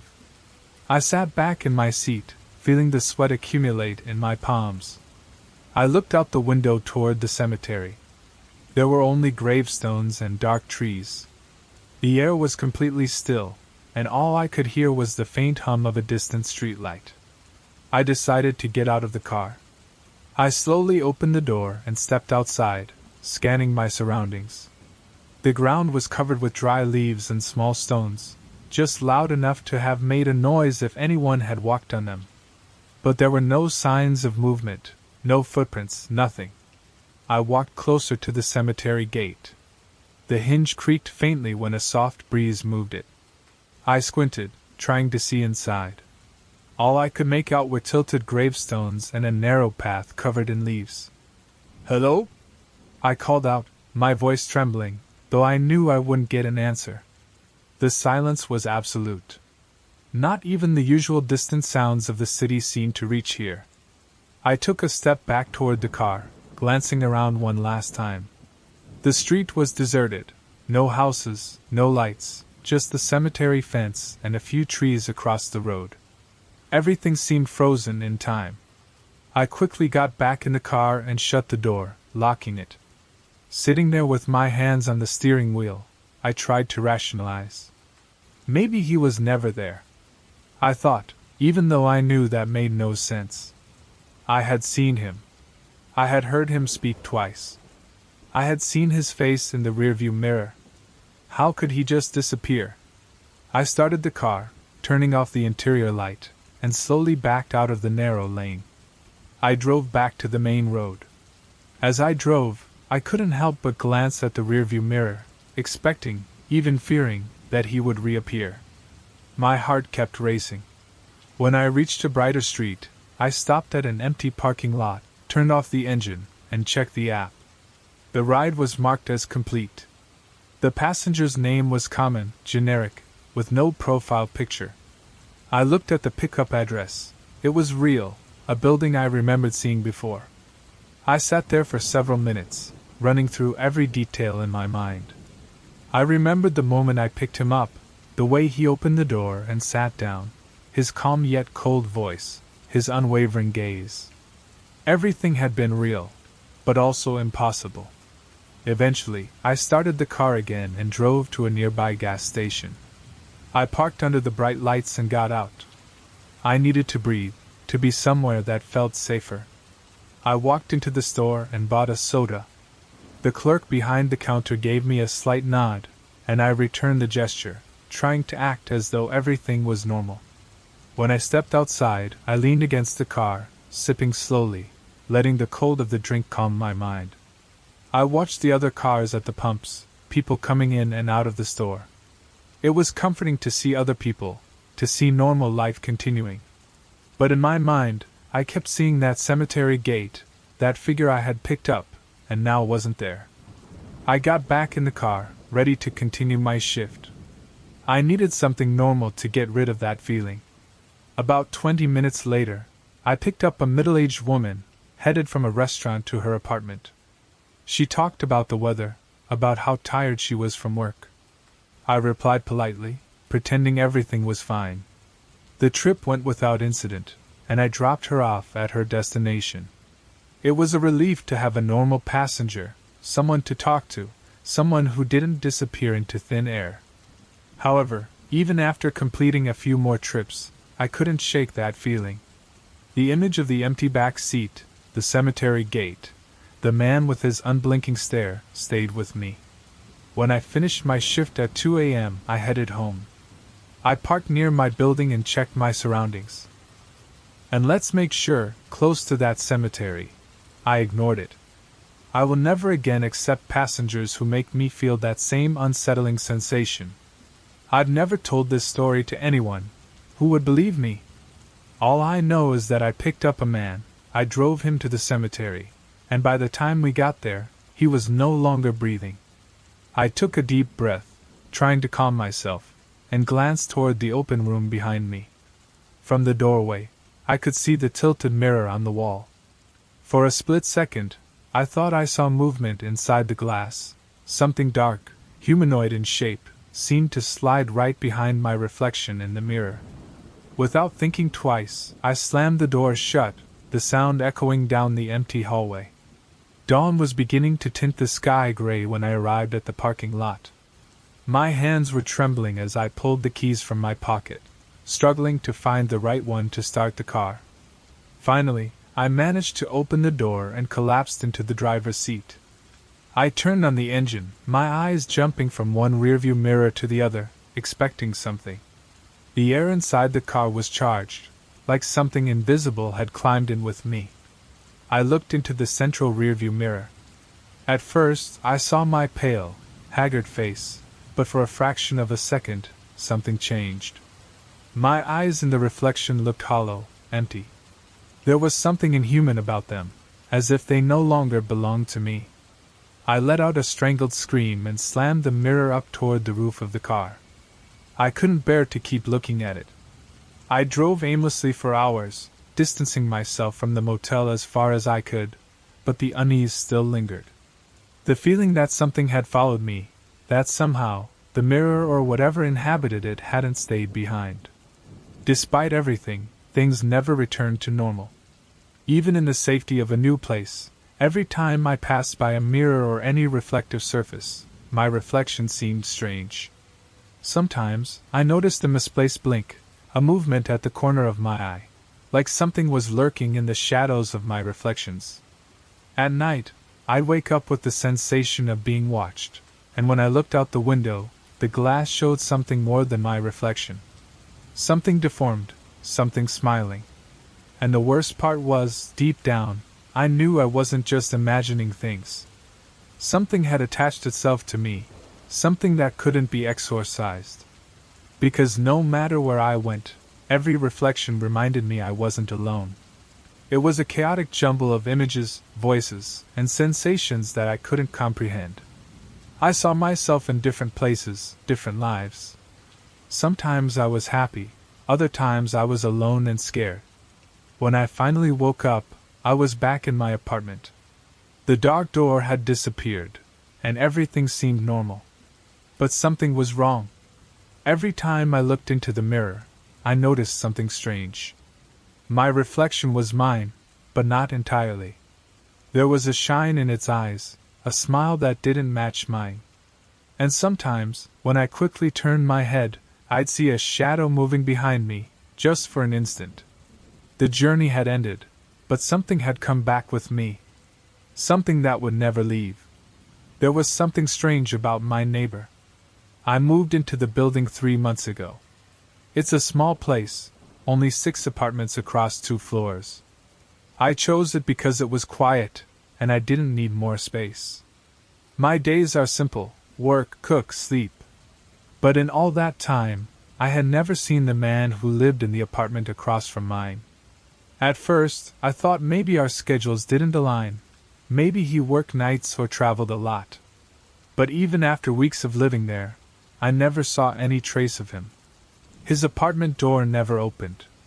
I never heard the sound of a TV or footsteps. It was like no one lived there. Until one night I heard something. It was nearly 2 a.m., and I was awakened by a soft rhythmic noise, a constant tapping. At first I thought it was a clock, but it was too irregular. I got up, still half asleep, and opened my apartment door. The hallway was dark, lit only by the dim light of a bulb on the ceiling. The noise was coming from the apartment across the hall. It was a dull sound, like someone knocking on wood, slow and methodical. I knocked softly on his door. "Hello?" I asked quietly. The knocking stopped immediately. I waited a moment, but there was no response. I told myself I was probably dreaming and went back to bed. But the discomfort didn't go away.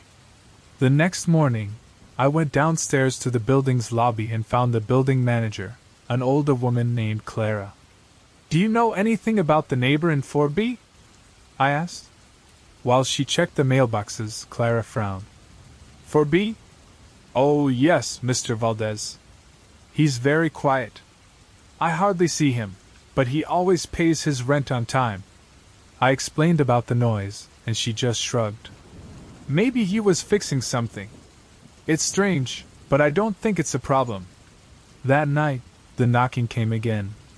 It was 3 a.m. when I woke up, this time louder. It sounded like someone was knocking directly on the wall. I got up, my heart racing, and opened my door again. The noise was clearer now, a slow and deliberate thump thump. I moved closer to the 4B door and pressed my ear against it. "Hello?" I asked again. No response, but the tapping continued. Slowly I crouched down. I peered through the crack in the door, hoping to see something, but there was no light inside. The noise suddenly stopped, and the silence that followed was so intense that I could hear my own breathing. I stayed there for a few seconds before returning to my apartment, double-locking the door behind me. That night I couldn't sleep. I decided to ignore it, but it wasn't easy. Every night, like clockwork, the noise returned, always at the same hour. It didn't matter if I played music to fall asleep or used earplugs. The thumping seemed to get under my skin. After a few days, it wasn't just the noise anymore. I started feeling something strange when I passed by his door during the day, a chill, as if the air in front of 4B was thicker. Then something else happened. I was in my kitchen one afternoon, cooking pasta, when I heard a soft knock on my door. I approached and looked through the peephole. There was no one there. I opened the door slightly, just enough to peek into the hallway. It was empty, but something caught my eye. The door to 4B was slightly ajar. It was the first time I had ever seen it open since I moved in. My instinct told me to close my door and forget about it, but my curiosity was stronger. I slowly approached 4B, my heart pounding like a drum. "Hello?" I called, my voice barely a whisper. I pushed the door open. The inside of the apartment was dark and cold, with a strange, metallic, and stale smell. The living room was empty, with no furniture, just worn wood floors and bare walls. The strangest thing was the floor, which was covered with marks as if something heavy had been dragged in circles over and over again. I took a few more steps, each one echoing in the emptiness. A shiver ran down my spine when I noticed something in the corner of the room. A large mirror with a gold frame, leaning against the wall. My reflection in the mirror seemed normal at first, but when I moved, I noticed that my reflection moved a little slower, as if it were lagging behind. The thumping began again, slow and steady. This time it came from the bedroom at the end of the hallway. I don't know what compelled me to approach, but I did. I carefully pushed the door open, revealing an empty room except for a mattress on the floor. There was something on top of the mattress, a human figure covered by a sheet. The thumping stopped. I slowly backed away, my breath shallow and rapid. I didn't want to see what was under that sheet. In my haste to leave, I hit the frame of the mirror. For a moment I thought I had knocked it over, but when I looked at it, something froze my blood. My reflection was still there, but behind me, in the mirror, there was someone else, a tall figure with a pale face and completely black eyes, staring at me. I didn't dare turn around. I ran out of the apartment and slammed the door to 4B shut. I rushed back to mine, barricading the door with everything I could find. Since then, the thumping has stopped, but now I feel something worse. Every time I pass by 4B, I feel a presence, as if someone is on the other side of the door, listening. Sometimes, at night, I wake up with the sensation that someone is standing next to my bed. But when I turn on the light, no one is there, just the cold and the certainty that the man in the mirror is still watching me. I remember the first time I saw the man at the corner. It was a quiet night, almost boring, while I was waiting for the bus at a deserted stop. The time on my phone read 11:47 p.m., and there was no one else on the street. The streetlight flickered weakly, illuminating the sidewalk just enough for me to see my own feet. There was no wind, no traffic, only the electric hum of the lamps and the echo of a dog barking in the distance. Then I noticed him. He was standing across the street, right on the corner, under a shadow that seemed darker than the rest of the night. He wore a sharp black suit with a fine tie and a hat that obscured his face. What was strange wasn't just his presence at that hour, in such an empty place, but how he stood absolutely still. Not even a slight movement of his chest, as if he didn't breathe.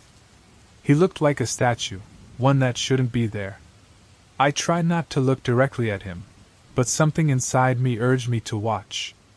I took out my phone, trying to appear casual, and checked the bus app. Only 5 minutes left. When I looked up again, he was gone from the corner.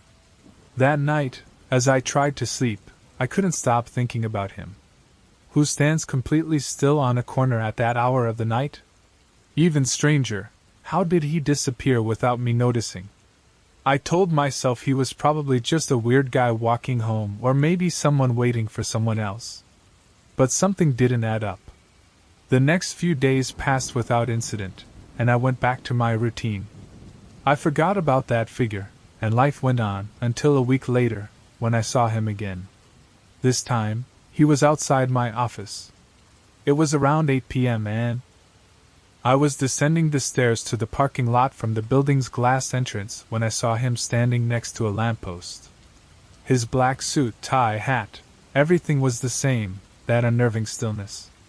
This time, I observed him more closely. Although his face was partially hidden by the shadow of his hat, I could make out that his eyes didn't reflect the light, like dark pits. A wave of discomfort surged through me. I decided not to stay. I quickly climbed into my car and drove home, glancing in the rearview mirror more than I should have. Of course, I didn't see him following me, but the fear didn't fade. The weeks passed, and I began to notice him more often, at the bus stop, outside a cafe where I worked on weekends, even in my own neighborhood, standing on a corner, always motionless. He never approached, never spoke. He was just there, watching. One day, while heading home, I saw him again. This time, he was closer. He was standing in front of my building, under the shadow of a tree. I decided to confront him. I couldn't keep ignoring him. I got out of the car and walked toward him, trying to keep my heart under control. "Who are you?" I shouted from a few meters away.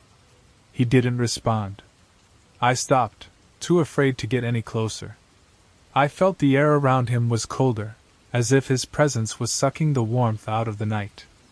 "What do you want?" I insisted, this time with less certainty. Silence.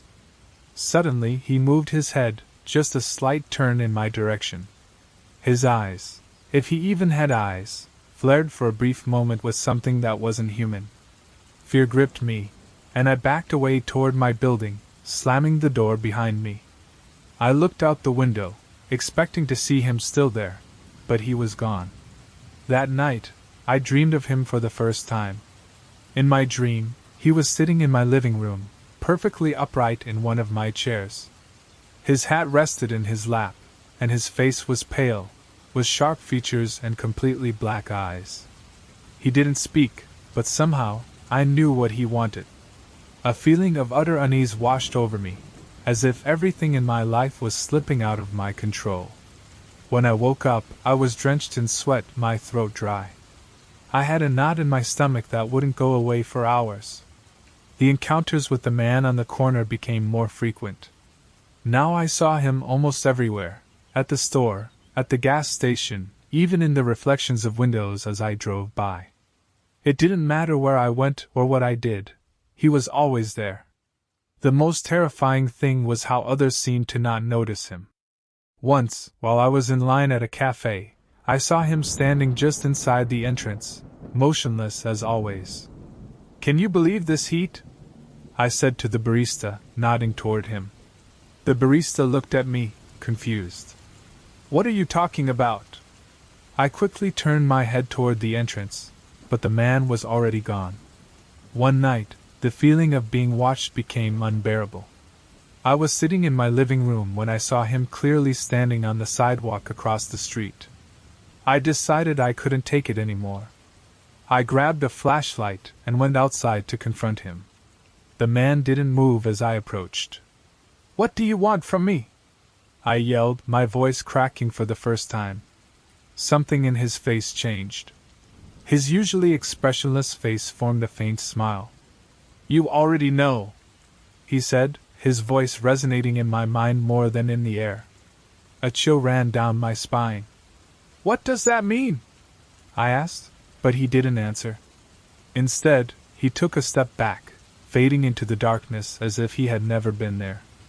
Since then, I don't see him physically, but I still feel his presence at night.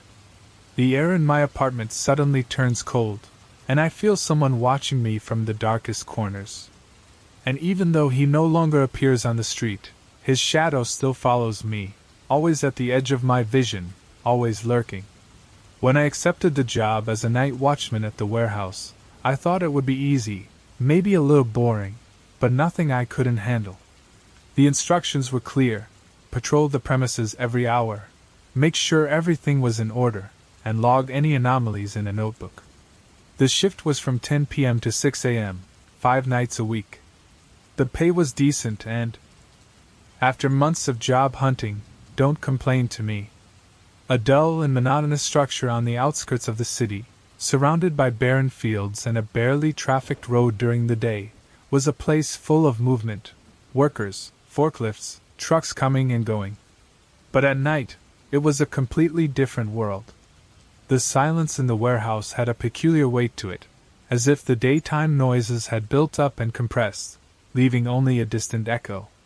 My first night went by without incident. I walked through the endless aisles between shelves full of labeled boxes, the fluorescent lights flickering occasionally, casting shadows that seemed to move on their own. Every creak of the floor beneath my boots echoed like a shot in the emptiness. On my third round, around 2 a.m., I stopped in front of a section at the back of the warehouse. It wasn't very different from the rest, but something unsettled me. The shelves were more worn down, the boxes piled up haphazardly, and there was a strange smell, like damp wood mixed with something metallic. I didn't think much of it and kept going, noting everything in my notebook. Everything was in order. The second night started the same way. The first few hours were quiet, until I reached that section at the back again. This time, I noticed something different. There was a box on the floor, tipped over, its contents scattered. I approached to inspect it, old papers and a couple of objects that looked like rusted tools. I didn't hear any noise that might have indicated the box had fallen. I looked around, but there was no one in sight. I examined it closer and realized the papers were damp, as if they'd been pulled from a flooded area. Something in my stomach tightened, but I chalked it up to my imagination. I wrote in my notebook, "Fallen box, check in the morning." The third night was different. From the moment I arrived, I felt something was wrong. There was a stronger smell in the air, a mix of mold and rust that seemed to come out of nowhere. At 1:30 a.m., while doing my rounds, I heard a noise. It was soft at first, like a whisper, but it grew clearer as I moved forward. It seemed to come from the back section. When I arrived there, the noise stopped. I shone my flashlight around, but saw nothing out of place. However, the smell was stronger here, almost unbearable. I was about to turn around when I saw something in the aisle between two shelves at the end. There was a figure standing still. "Hello?" I shouted, my voice echoing in the empty space. The figure didn't move.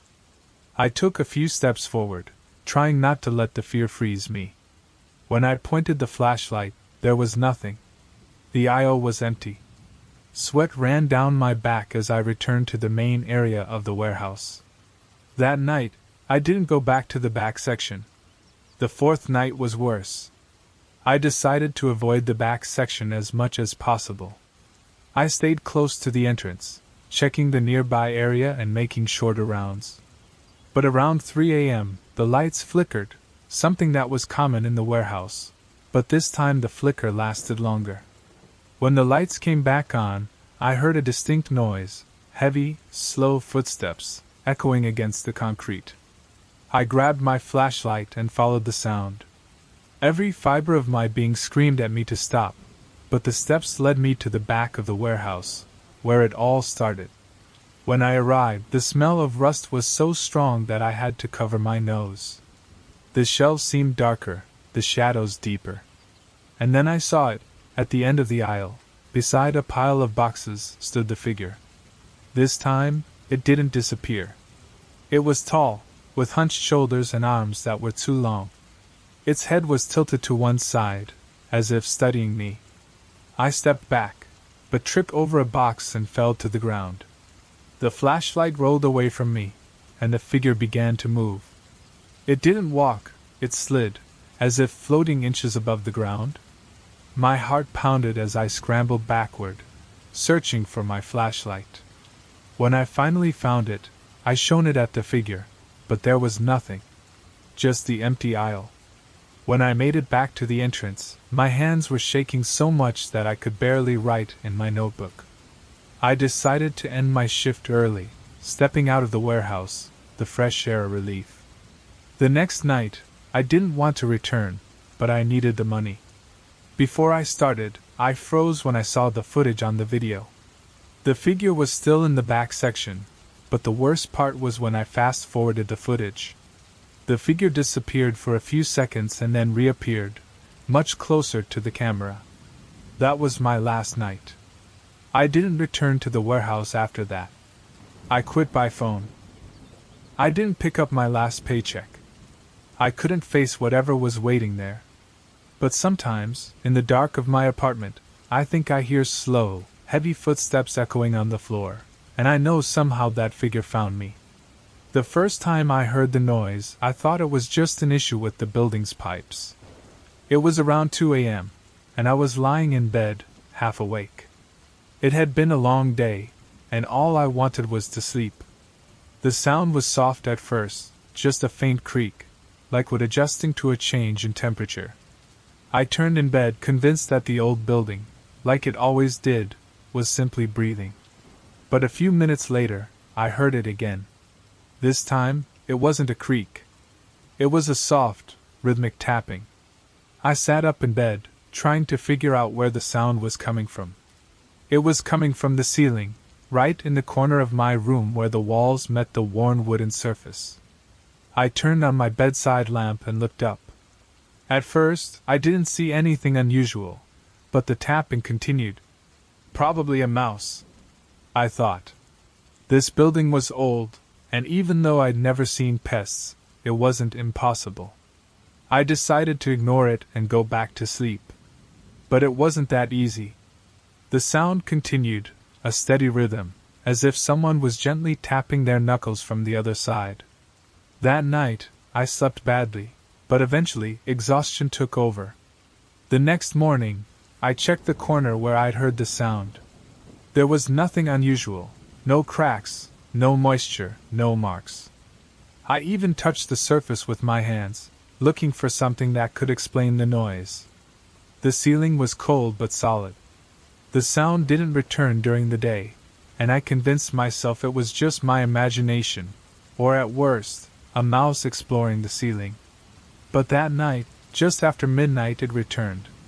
This time, the tapping was louder, and it didn't just come from the corner of the ceiling. It spread across the entire room, as if something heavy was being dragged over my head. I jumped out of bed, turned on all the lights, and stood in the middle of the room, staring up. "Who's there?" I shouted, even though I knew no one would answer. The sound stopped abruptly, leaving a silence so thick I could feel a buzzing in my ears. My breathing was heavy, and my heart was pounding in my chest. I decided to check the rest of the apartment. I stepped into a hallway and looked at the ceiling, but everything seemed normal.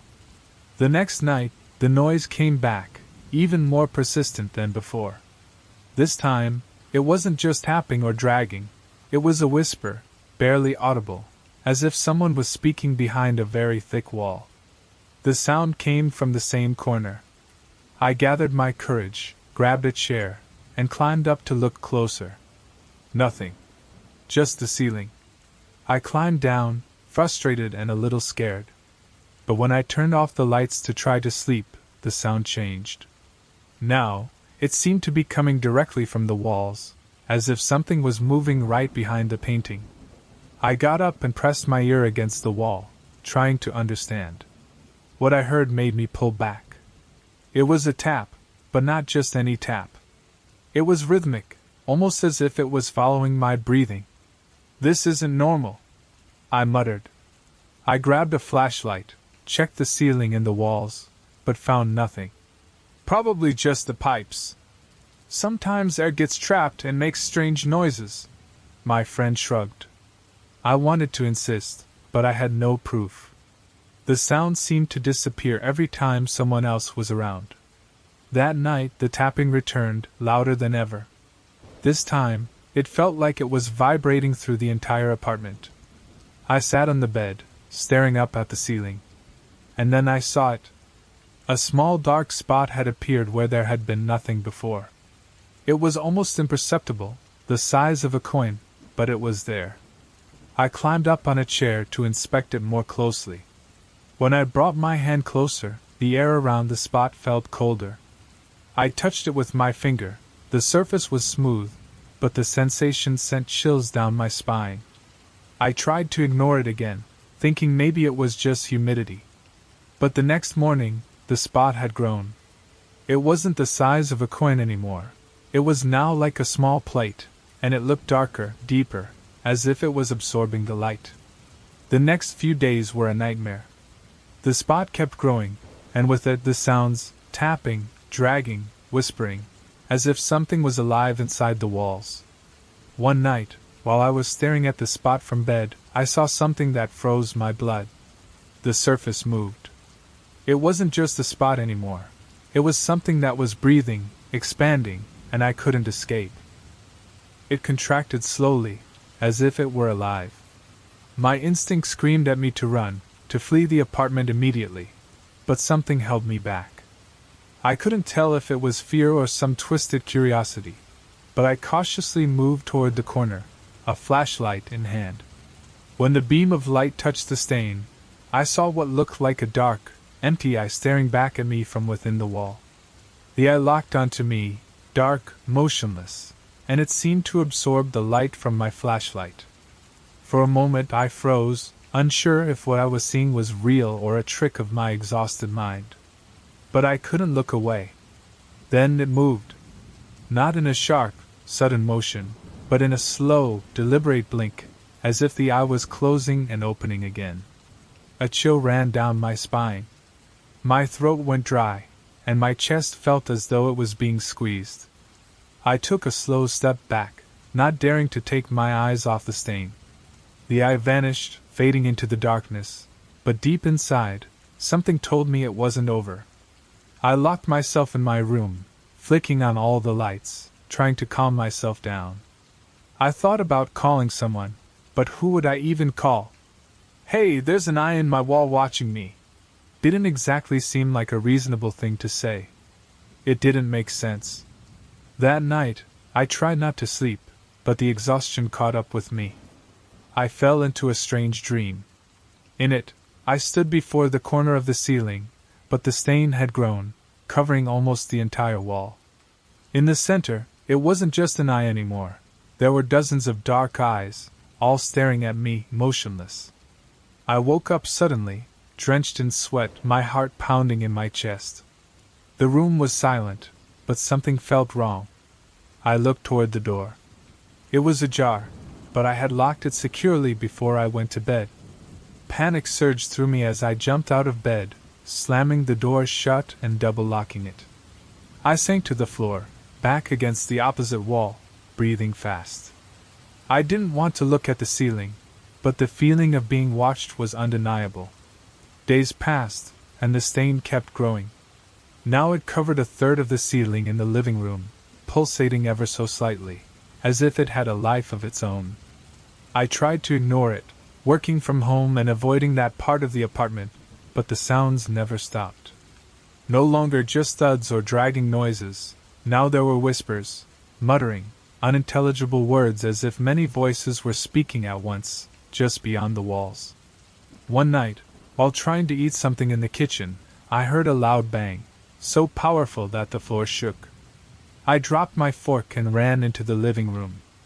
The stain had grown larger, now spreading across the walls. In the center, where the eye had been, something else had appeared, a bulge, like a bump, that seemed to be pushing against the ceiling from the other side. My mind screamed at me to get out, but something kept me frozen in place. Then I heard it. "Let me in." The voice was low, deep, and it seemed to come from everywhere all at once. "Who are you?" I shouted, though my voice trembled. There was no answer, but the bump began to shift, pressing harder against the ceiling, as if something on the other side was trying to break through. I ran to the front door, but when I tried to turn the doorknob, it wouldn't budge. It was like the door had been sealed shut. I slammed my shoulder into it, trying to force it open, but it wouldn't move. Behind me, the whispers grew louder, almost mocking, as if many voices were laughing at my panic. I turned around and saw the stain starting to slide down the walls, like darkness slowly filling the room, slow but relentless. The bulge in the ceiling grew larger, pressing harder against the ceiling, and I knew I was no longer alone. And for a moment, I thought something was going to break through the painting. "Leave me alone!" I screamed, stumbling backward until I hit the closed door. Suddenly, everything went silent. The room was completely still, as if the air itself had frozen. Then, the bulge stopped. Slowly, it began to retreat, sinking back into the stain. The movement was fluid, almost as if it were being absorbed. The darkness ceased to spread, but it didn't disappear. The stain remained, covering most of the ceiling like a living shadow, motionless. The doorknob turned, and the door opened by itself. The cold air from the hallway hit me, snapping me out of my paralysis. Without hesitation, I ran out of the apartment, not daring to look back. I dashed down the stairs and onto the street, where I stood there, trembling, unsure of what to do. I haven't been back to that apartment since that night. Every time I think about that stain, I feel a knot in my stomach. What was it?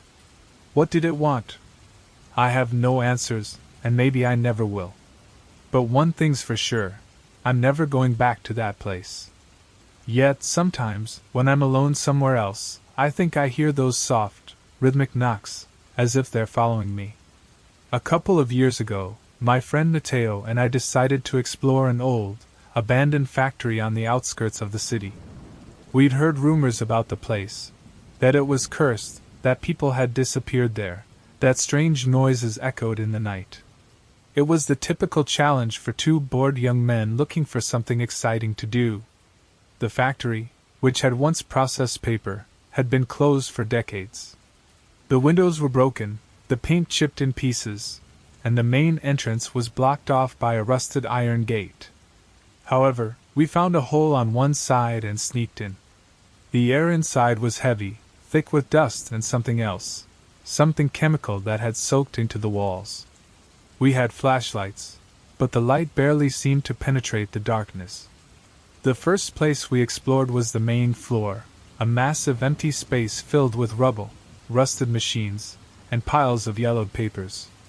We moved carefully, trying not to make too much noise, but each step we took seemed to echo through the building. "Can you imagine working here?" Matteo said, his voice low but still echoing. "It would be depressing," I replied, shining my flashlight on an old conveyor belt. We found an old control panel with buttons and levers, all covered in a thick layer of dust that looked almost like velvet. Matteo, being Matteo, started pressing some of the buttons, joking about reactivating the factory. Nothing happened, obviously, or so we thought at first. As we moved toward the back of the plant, we heard a faint sound, like a metallic click. We stopped immediately, exchanging glances. "Did you hear that?" Matteo whispered. "Yeah. What was that?" We looked around but didn't see anything. We thought maybe it was just some piece of machinery giving in to its own weight. Still, we kept moving, though more cautiously. We reached a staircase leading down to what seemed like a basement. From above, the darkness was absolute. Matteo turned on his flashlight, but the light didn't reach the bottom. "Should we go in?" he asked, a nervous smile on his face. "Sure. What could go wrong?" I replied, trying to sound braver than I felt. The basement was cold, much colder than the floor above. The floor was concrete, damp and slippery in places. Rows of metal shelves lined the walls. Most were empty, but some still held boxes. As we passed between the shelves, we noticed marks on the floor, long, straight lines, as if something heavy had been dragged. I didn't say anything, but I could see that Matteo had noticed them too. At the far end of the basement, we found a metal door slightly ajar, with a small window covered in grime. "Should we go in?" Matteo asked again. I didn't answer, but I pushed open the door. The room on the other side was small, barely the size of an office.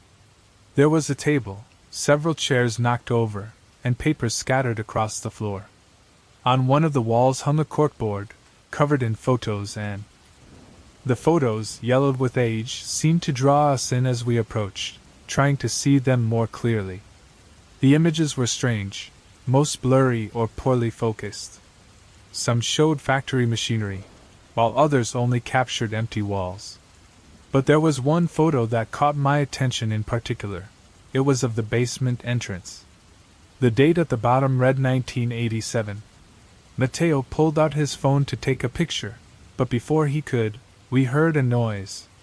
It was a dull thud, like something had fallen in the hallway. We immediately turned off our flashlights and held our breath. My heart raced so violently that I thought the pounding in my chest would give us away. The sound of footsteps began to approach, slow and deliberate. They weren't ours. Matteo and I exchanged a quick glance, his eyes wide with terror, almost glowing in the dim light. The footsteps stopped just on the other side of the metal door. A suffocating silence filled the air. Then, the creak of the door opening broke the stillness, and a pale, thin hand emerged from the frame. Matteo screamed, switched on his flashlight, and bolted down the hallway. I followed him without looking back, with only one thought on my mind: getting the hell out of that cursed place. The return path to the main floor was chaos. Tripping over debris, crashing into boxes, and hearing something, or someone, close behind us. We couldn't see clearly, but the sound of footsteps grew faster, chasing us until we reached the side exit. When we finally burst into the open air, gasping and trembling, Matteo turned to me, his voice shaky. "Did you see that?" "I don't know what I saw," I answered, trying to catch my breath. We stood by the side entrance for a long time, waiting for something, or someone, to appear, but nothing happened. That night I couldn't sleep. Matteo and I talked several times on the phone, trying to make sense of what had happened, but nothing made any sense. We decided we wouldn't go back to the factory, but the days that followed were no better. Every time I was alone, I felt a strange sensation of being watched. Matteo mentioned the same thing, this constant unease, as if something had followed us out of the factory. A week later, Matteo stopped replying to my messages. Worried, I went to his apartment and knocked several times, but there was no answer. Finally, I called his landlord, who let me in. The place was empty. All of his belongings were still there, but Matteo was gone. On his desk, I found something that made my blood run cold: the photo of the basement entrance, the same one we had seen at the factory. But now, something was different. In the background, behind the half-open door, a tall, thin figure was clearly visible. I never heard from Matteo again. I still dream about that place sometimes, the footsteps in the hallway, that hand emerging from the door. And even though I try to convince myself that it was all just the result of suggestion or our minds playing tricks on us, I can't shake the feeling that something is still out there, waiting for me. I remember the first time I heard the knocking. It was close to midnight, and I was sitting on my couch, flipping through channels on the TV. The room was dim, lit only by the soft blue glow of the screen. Everything was quiet until I heard a sound, 3 soft knocks on the living room window. The noise startled me. I lived on the 3rd floor of a tall building, with no balconies near my window. I thought maybe it was a bird or the wind, although the sound didn't really match either of those possibilities. I walked over to the window and pulled back the curtain, but saw nothing. The street was empty, no movement, no cars, only the faint glow of a streetlight on the other side. Shrugging it off, I closed the curtains and returned to the couch, telling myself it wasn't worth worrying about. The next night, the knocks came again. This time, I was lying in bed, eyes closed, trying to fall asleep. Just as I was about to drift off, I heard 3 clear knocks. I was sitting in my bedroom, staring out of the window, my heart racing. The curtain was drawn, but from where I was sitting, I could clearly see outside. There was nothing unusual, no movement, nothing to alarm me. I stood up, moved closer, and inspected the window more carefully. But I found nothing, no marks, no branches, nothing that could explain the sound. The street was just as empty as it had been the night before. There was definitely something off, but I tried to rationalize it. Maybe the noise had come from the building, perhaps an old pipe or something similar. I climbed back into bed, but I could hardly sleep that night. The third night was different. This time, I was ready. I sat up in bed, lights off, waiting. My eyes were fixed on the window, waiting for those 3 knocks at exactly 1:02 a.m., like clockwork. And sure enough, the sound came. Soft but firm knocks, 3 in a row. Without thinking, I jumped out of bed and ran to the window, yanking the curtain aside. I looked outside. Nothing. Just the building across the street, its windows dark, its curtains closed. I looked down at the street, but again, nothing. Just the empty asphalt. I stood there for a while, waiting, but the sound didn't come again. I closed the curtain and climbed back into bed, but sleep didn't come. I was exhausted the next morning, but I knew I needed to get to the bottom of this. I decided to go outside and check around the building, thinking maybe there was something near my window that could be causing the knocks. I walked down to the street and looked up at my window. It was completely clear, no wires, no tree branches, nothing that could explain the sound. The wall of the building was smooth, with no nearby balconies or protrusions. I tried to convince myself that it was all in my head, but that night, the knocks returned. And this time, it wasn't just 3 knocks. I was sitting on the couch, looking at my phone, when I heard the first knock. I froze, waiting. Then came 2 more, quick on its heels. I slowly got up, approaching the window, trying to make as little noise as possible. I stopped just a couple of steps from the curtain. The silence hung for a few seconds, and then the knocks started again, one after the other, like something was desperately trying to grab my attention. I took a deep breath, stretched out my hand, and yanked the curtain open. Nothing. The street was just as empty as always, silent and still. But for some reason, I felt like I wasn't alone. I remembered the first time I had heard the knocks. It was around midnight, and I had been sitting on the couch, flipping through channels on the TV. The room was dimly lit, only illuminated by the blue glow of the screen. Everything was calm, until I heard the sound. 3 soft knocks on the living room window. The noise startled me. I lived on the 3rd floor of a tall building, and there were no balconies near my window. I thought maybe it was a bird or the wind, but the noise didn't fit either of those scenarios. I moved closer to the window and pulled back the curtain, but I saw nothing. The street was deserted, no movement, no people, no cars. Only the faint glow of a streetlight on the other side of the road. I shrugged, closed the curtain, and went back to the couch, deciding not to worry about it. The next night, the knocks came again. This time, I was lying in bed with my eyes closed, trying to fall asleep. Just as I was about to drift off, I heard 3 sharp, precise knocks on the bedroom window. Immediately, I sat up, my heart racing. The curtain was drawn, but from where I was sitting, I could see the window. There was nothing unusual.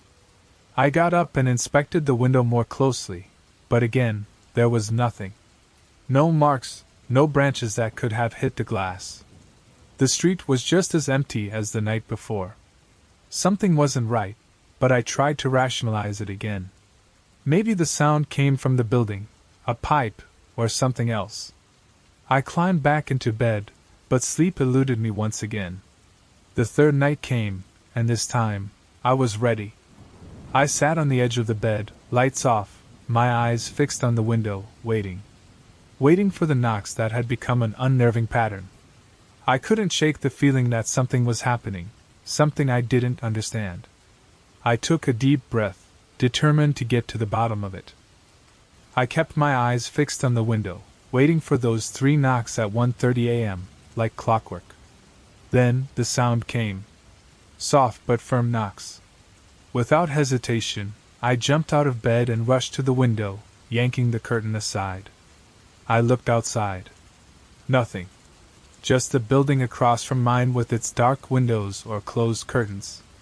I glanced down at the street, but again, there was nothing. Only the empty asphalt. I stood there for a moment, waiting, but the noise didn't repeat. I closed the curtains and got back into bed, though I couldn't sleep. The next morning, I felt drained. I decided to go outside and check the exterior of my building, thinking maybe there was something near my window causing the knocks. I walked down to the street and looked up. My window was completely clear. There were no wires, tree branches, or anything that could explain the sound. The building's wall was smooth, with no nearby balconies or projections. I convinced myself it was all in my head. But that night, the knocks returned. And this time, there weren't just 3. I was sitting on the couch, looking at my phone when I heard the first knock. I froze, waiting. Then came 2 more in quick succession. Slowly, I made my way to the living room window, making sure not to make a sound. I stopped just a few steps from the curtain, waiting. The silence lasted a few seconds, but then I heard more knocks, one after another, as if something was trying to insist on getting my attention. I took a deep breath, stretched out my hand, and pulled the curtain back. Nothing. The street looked the same as always, empty and silent. But something made me feel like I wasn't alone. The air was heavier, colder. I quickly closed the curtain and moved away. That night, the knocks returned at my bedroom window, exactly at the same time. I began to notice a pattern. It didn't matter whether I was in the living room or the bedroom. The knocks always happened around 1 a.m. Always 3 knocks, with a steady rhythm. I started avoiding looking at the windows at night. I kept the curtains closed and played music or turned on the TV to drown out the sounds, but nothing worked. The knocks persisted, breaking through any distraction I tried to create. A few nights later, I decided to record the noises with my phone. I placed the device on my nightstand, set it to record, and lay back. When I heard the knocks, I tried not to move or react. I waited until everything went silent before stopping the recording. The next morning, I checked the audio file. Sure enough, there they were, 3 clear, defined knocks. But there was nothing else, no sound of branches, wind, or anything else that could explain it. That scared me even more. A couple of days later, I tried to ignore the knocks completely. When I heard them, I stayed perfectly still in bed, trying not to react. But that night, something changed. At 1:05 a.m., just minutes after the knocks, I heard another sound, the creaking of something scraping against the window glass. It was slow and drawn out, as if someone was dragging a finger along the glass. My skin crawled. I froze, not daring to move. Then I heard it again, louder this time. I wanted to look, to make sure nothing was there, but fear kept me pinned to the bed. After a few minutes the noise stopped, but the air in the room still felt off, like someone was watching me. That night I didn't sleep. The next day, I decided to cover all the windows with blankets and sheets. I wanted to eliminate any possibility of seeing whatever was causing those noises. However, things didn't improve. Even though I couldn't see the windows anymore, the knocks continued, and now they seemed to be coming not only from the windows but from the walls as well. The knocks on the walls were more erratic, as if something was testing different spots to grab my attention. Sometimes they were soft and spaced out, but other times they came in quick bursts, as if someone was desperately trying to break in. I began to feel cornered in my own apartment. No matter how hard I tried to ignore the noises, each knock made me jump. My chest tightened, and fear became almost physical, a constant presence I couldn't escape. One night, while sitting on the couch, I heard something entirely different. A whisper. It came from the direction of the living room window. Even though it was still covered by a thick blanket, at first, I thought it was my imagination. But the sound continued. It was low, like a murmur, and although I couldn't make out any words, it sounded as if someone was speaking just on the other side of the glass. Slowly I got up. My bare feet made a faint creak on the wooden floor. I moved toward the window, my heart pounding in my chest. I tried to convince myself there was nothing there. When I was just a step away from the window, the whisper stopped abruptly. I stood frozen, listening. The air was so tense I could hear the hum of electricity in the walls. Then, from behind the blanket covering the window, I heard 3 knocks so loud the glass vibrated. I jumped back, stumbling over the coffee table. I fell to the floor and stayed there, staring out of the window, hoping something would happen. But nothing did. After that, the noises started spreading all over the apartment. They were no longer confined to the window or the walls. One night, while I was in the kitchen, I heard something banging from inside one of the cabinets. I slowly opened it, holding a kitchen knife in my hand, but there was nothing there. The inside was dark, silent, and completely normal. I closed the cabinet, but the sound returned. This time it came from the sink. The noise began to follow me wherever I went. If I was in the bedroom, I heard it there. If I moved to the living room, it was there too. It was as if something was playing a game with me. Eventually, I couldn't take it anymore. I decided I would spend the night outside the apartment. I grabbed my keys, put on my coat, and left without looking back. I ran down the stairs and headed straight to a nearby hotel. The relief of being away from the building was immediate, though I still felt a lingering tension in my body. That night, I slept for the first time in weeks. The next day, I returned to my apartment during the day, when the place seemed safer. Everything was in order. There were no signs that anything had happened while I was away, and the noises had stopped. However, as night fell, everything returned, the bangs, the whispers, and now something else, the unmistakable sound of footsteps moving softly across the ceiling. That was the last night I spent there. I packed my things as quickly as I could and moved to the other side of the city. I left the lease behind, losing my deposit, but I didn't care. I just needed to get out of there. Since then, I haven't heard the bangs or whispers again. But some nights, while I'm lying in my new room, I feel the same tension in the air. And although I try to convince myself that I'm safe, I can't help but fix my gaze on the window. Because in the silence of the early morning hours, sometimes I think I hear 3 distant knocks, like an echo.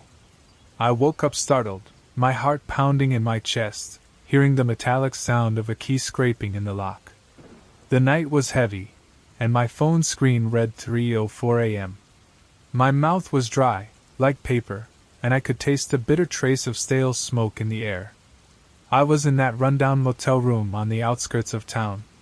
It was the only place I could take refuge after, for some reason, my keys stopped fitting in the lock of my own house. That happened 2 nights ago.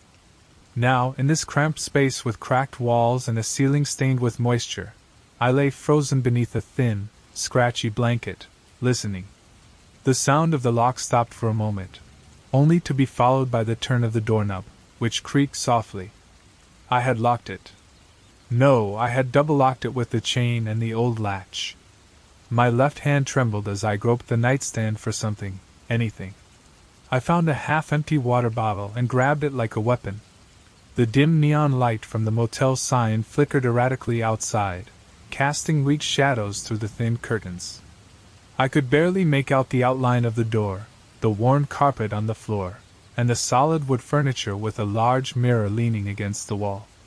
That mirror had always unsettled me, out of place, with its frame carved with patterns that seemed nearly worn away or burned.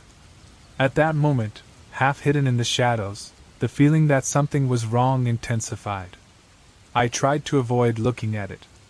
The doorknob stopped turning, and silence returned. My chest expanded and contracted as I tried to slow my breathing, as if doing so would make me invisible. I heard nothing, not footsteps, not whispers, not even the sound of a car on the nearby road. When my heart finally stopped pounding against my ribs, I glanced at my phone again. It was 3:07 a.m. I had imagined it. I wasn't sure I had actually heard a key. I carefully sat up, trying not to make the old springs in the mattress creak. I walked barefoot across the rough carpet to the door and pressed my ear against the chipped wood. Silence. I turned on the bedside lamp. The dim yellow light revealed the door exactly as I had left it, the latch in place, the chain secured. I even gave it a little tug to be sure. Confused and unsettled, my gaze shifted to the mirror, and a chill ran down my spine.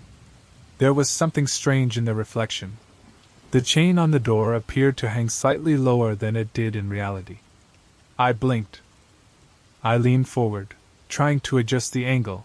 Maybe it was a trick of perspective. I ran a hand through my hair, feeling the sweat that had gathered on the back of my neck. I dragged myself back to the bed and stayed awake, waiting for another sound that never came. When the faint light of day finally filtered through the curtains, I got up, a persistent tingling sensation crawling under my skin.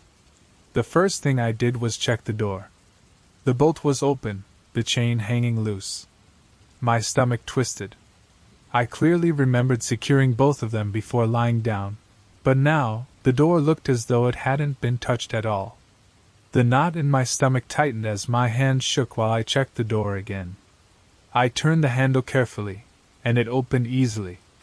The hallway outside was empty. The smell of old carpet and spilled beer hung in the air. I glanced in both directions, searching for any hint of movement, but there was no one. I slammed the door shut and secured it again, this time pushing my shoulder against it to make sure it was properly locked. I turned back to the room, scanning every corner of the cracked and worn space, looking for any sign that someone had entered. Everything seemed in place. The chipped furniture was still where I had left it, the drawers were still half closed, the chair, the sunken mattress, and of course, the mirror. There it was, leaning against the wall, its carved frame with those twisted floral patterns that seemed almost burned at the edges. The glass was still clean, though slightly cloudy, reflecting the soft light in the room. I decided to distract myself. I had nowhere else to go. I'd left my old life behind abruptly, in a hurry, without any real plans. I was stuck in this cheap motel until I could figure something out. The shower was lukewarm, almost cold, and the soap had a rancid smell that couldn't shake the feeling of dirt clinging to my skin. I tried focusing on small tasks. I checked through my few belongings, searching for something useful to occupy myself with. As I passed by the mirror, the air around me seemed to grow heavier, as if the room itself had shrunk a few inches. I couldn't ignore it anymore. I approached the mirror and, for the first time since I'd arrived, I examined its frame closely. The carvings were more intricate than I remembered, vines and winding shapes that seemed to warp under the light. Near the bottom, I noticed a series of almost invisible marks, as though someone had tried to carve something into the wood. I bent down, closing my eyes to read the marks. They seemed like letters, but they were so worn that they were almost impossible to make out. I ran my fingers over the surface, feeling a slight prick. I pulled my hand back and noticed a small splinter in my finger. Blood slowly began to trickle out. There was something about the smell of the frame that made my stomach turn, an odd mix of old varnish and something organic, almost rotting. I quickly pulled away, wiping my hand with a tissue. I couldn't stop thinking about how out of place that object felt, like it belonged to another time, another place. Night fell slowly, wrapping the room in shadows darker than they should have been. I turned on the TV, hoping the background noise would calm me down. The images flickered between channels, none of them interesting enough to distract me from the growing unease I felt.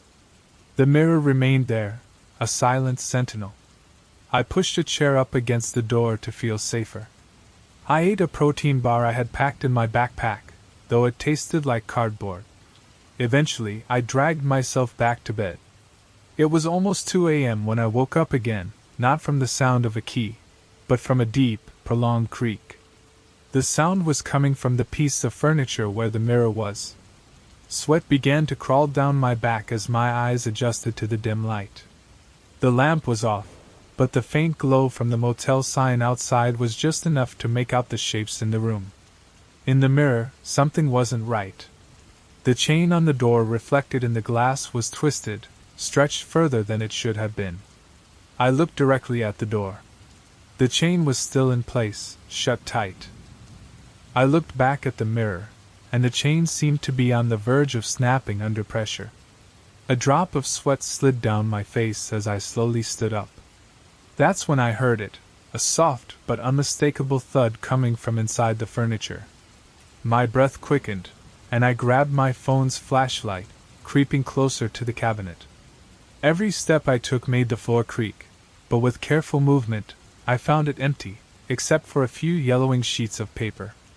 The second drawer was jammed, so I yanked it harder, and something thin fell behind the cabinet with a dry thud. I dropped to my knees, flashlight in hand, and peered behind. There it was, a black and white photograph, its edges worn, showing a woman standing in what seemed to be the same room. The mirror was behind her, but her face was blurry, as if the camera had failed to focus. When I turned the photo over, I found some pencil-written words. "Always here." My fingers trembled as I held the picture. I stood up, eyes shifting to the mirror. My reflection stared back at me, but something felt off. My shoulders seemed broader than usual, my eyes deeper, sunken into my face. My heart pounded harder in my chest, and my breath became shallow. I couldn't take it anymore. I had to cover that damn mirror. I fumbled for an old towel, tossed it over the glass, and took a step back. My chest heaved with quick, shallow breaths. But then, a click echoed in the room. The doorknob began turning again. The sound of the knob twisting sent an electric shock through my body. I sprinted toward the door, throwing my shoulder against it to secure it. The chain rattled, but the door stayed closed. Still, when I looked down, my blood turned to ice. The latch was moving, slowly, not by my hand, not by anything visible, but it was sliding back with a faint squeak, as if some invisible force was working against me. I held my hand firmly against the latch, struggling to keep it in place, but the metal felt strangely slippery, as though it didn't fit properly. My arm shook as I pushed with all my strength. For a few seconds I managed to halt its movement, but something on the other side tugged persistently. The latch groaned against the wood until, with one final pull, it snapped open. I staggered backward, the door still closed, for now. My breath came in ragged gasps, while the sound that could have been a faint laugh, or maybe just my own wheezing, echoed in my ears. I whipped around, my eyes searching the mirror. The towel I had thrown over it had slipped, revealing a strip of glass. My reflection was there, but something was wrong. My eyes weren't looking at me, they were locked on something behind me.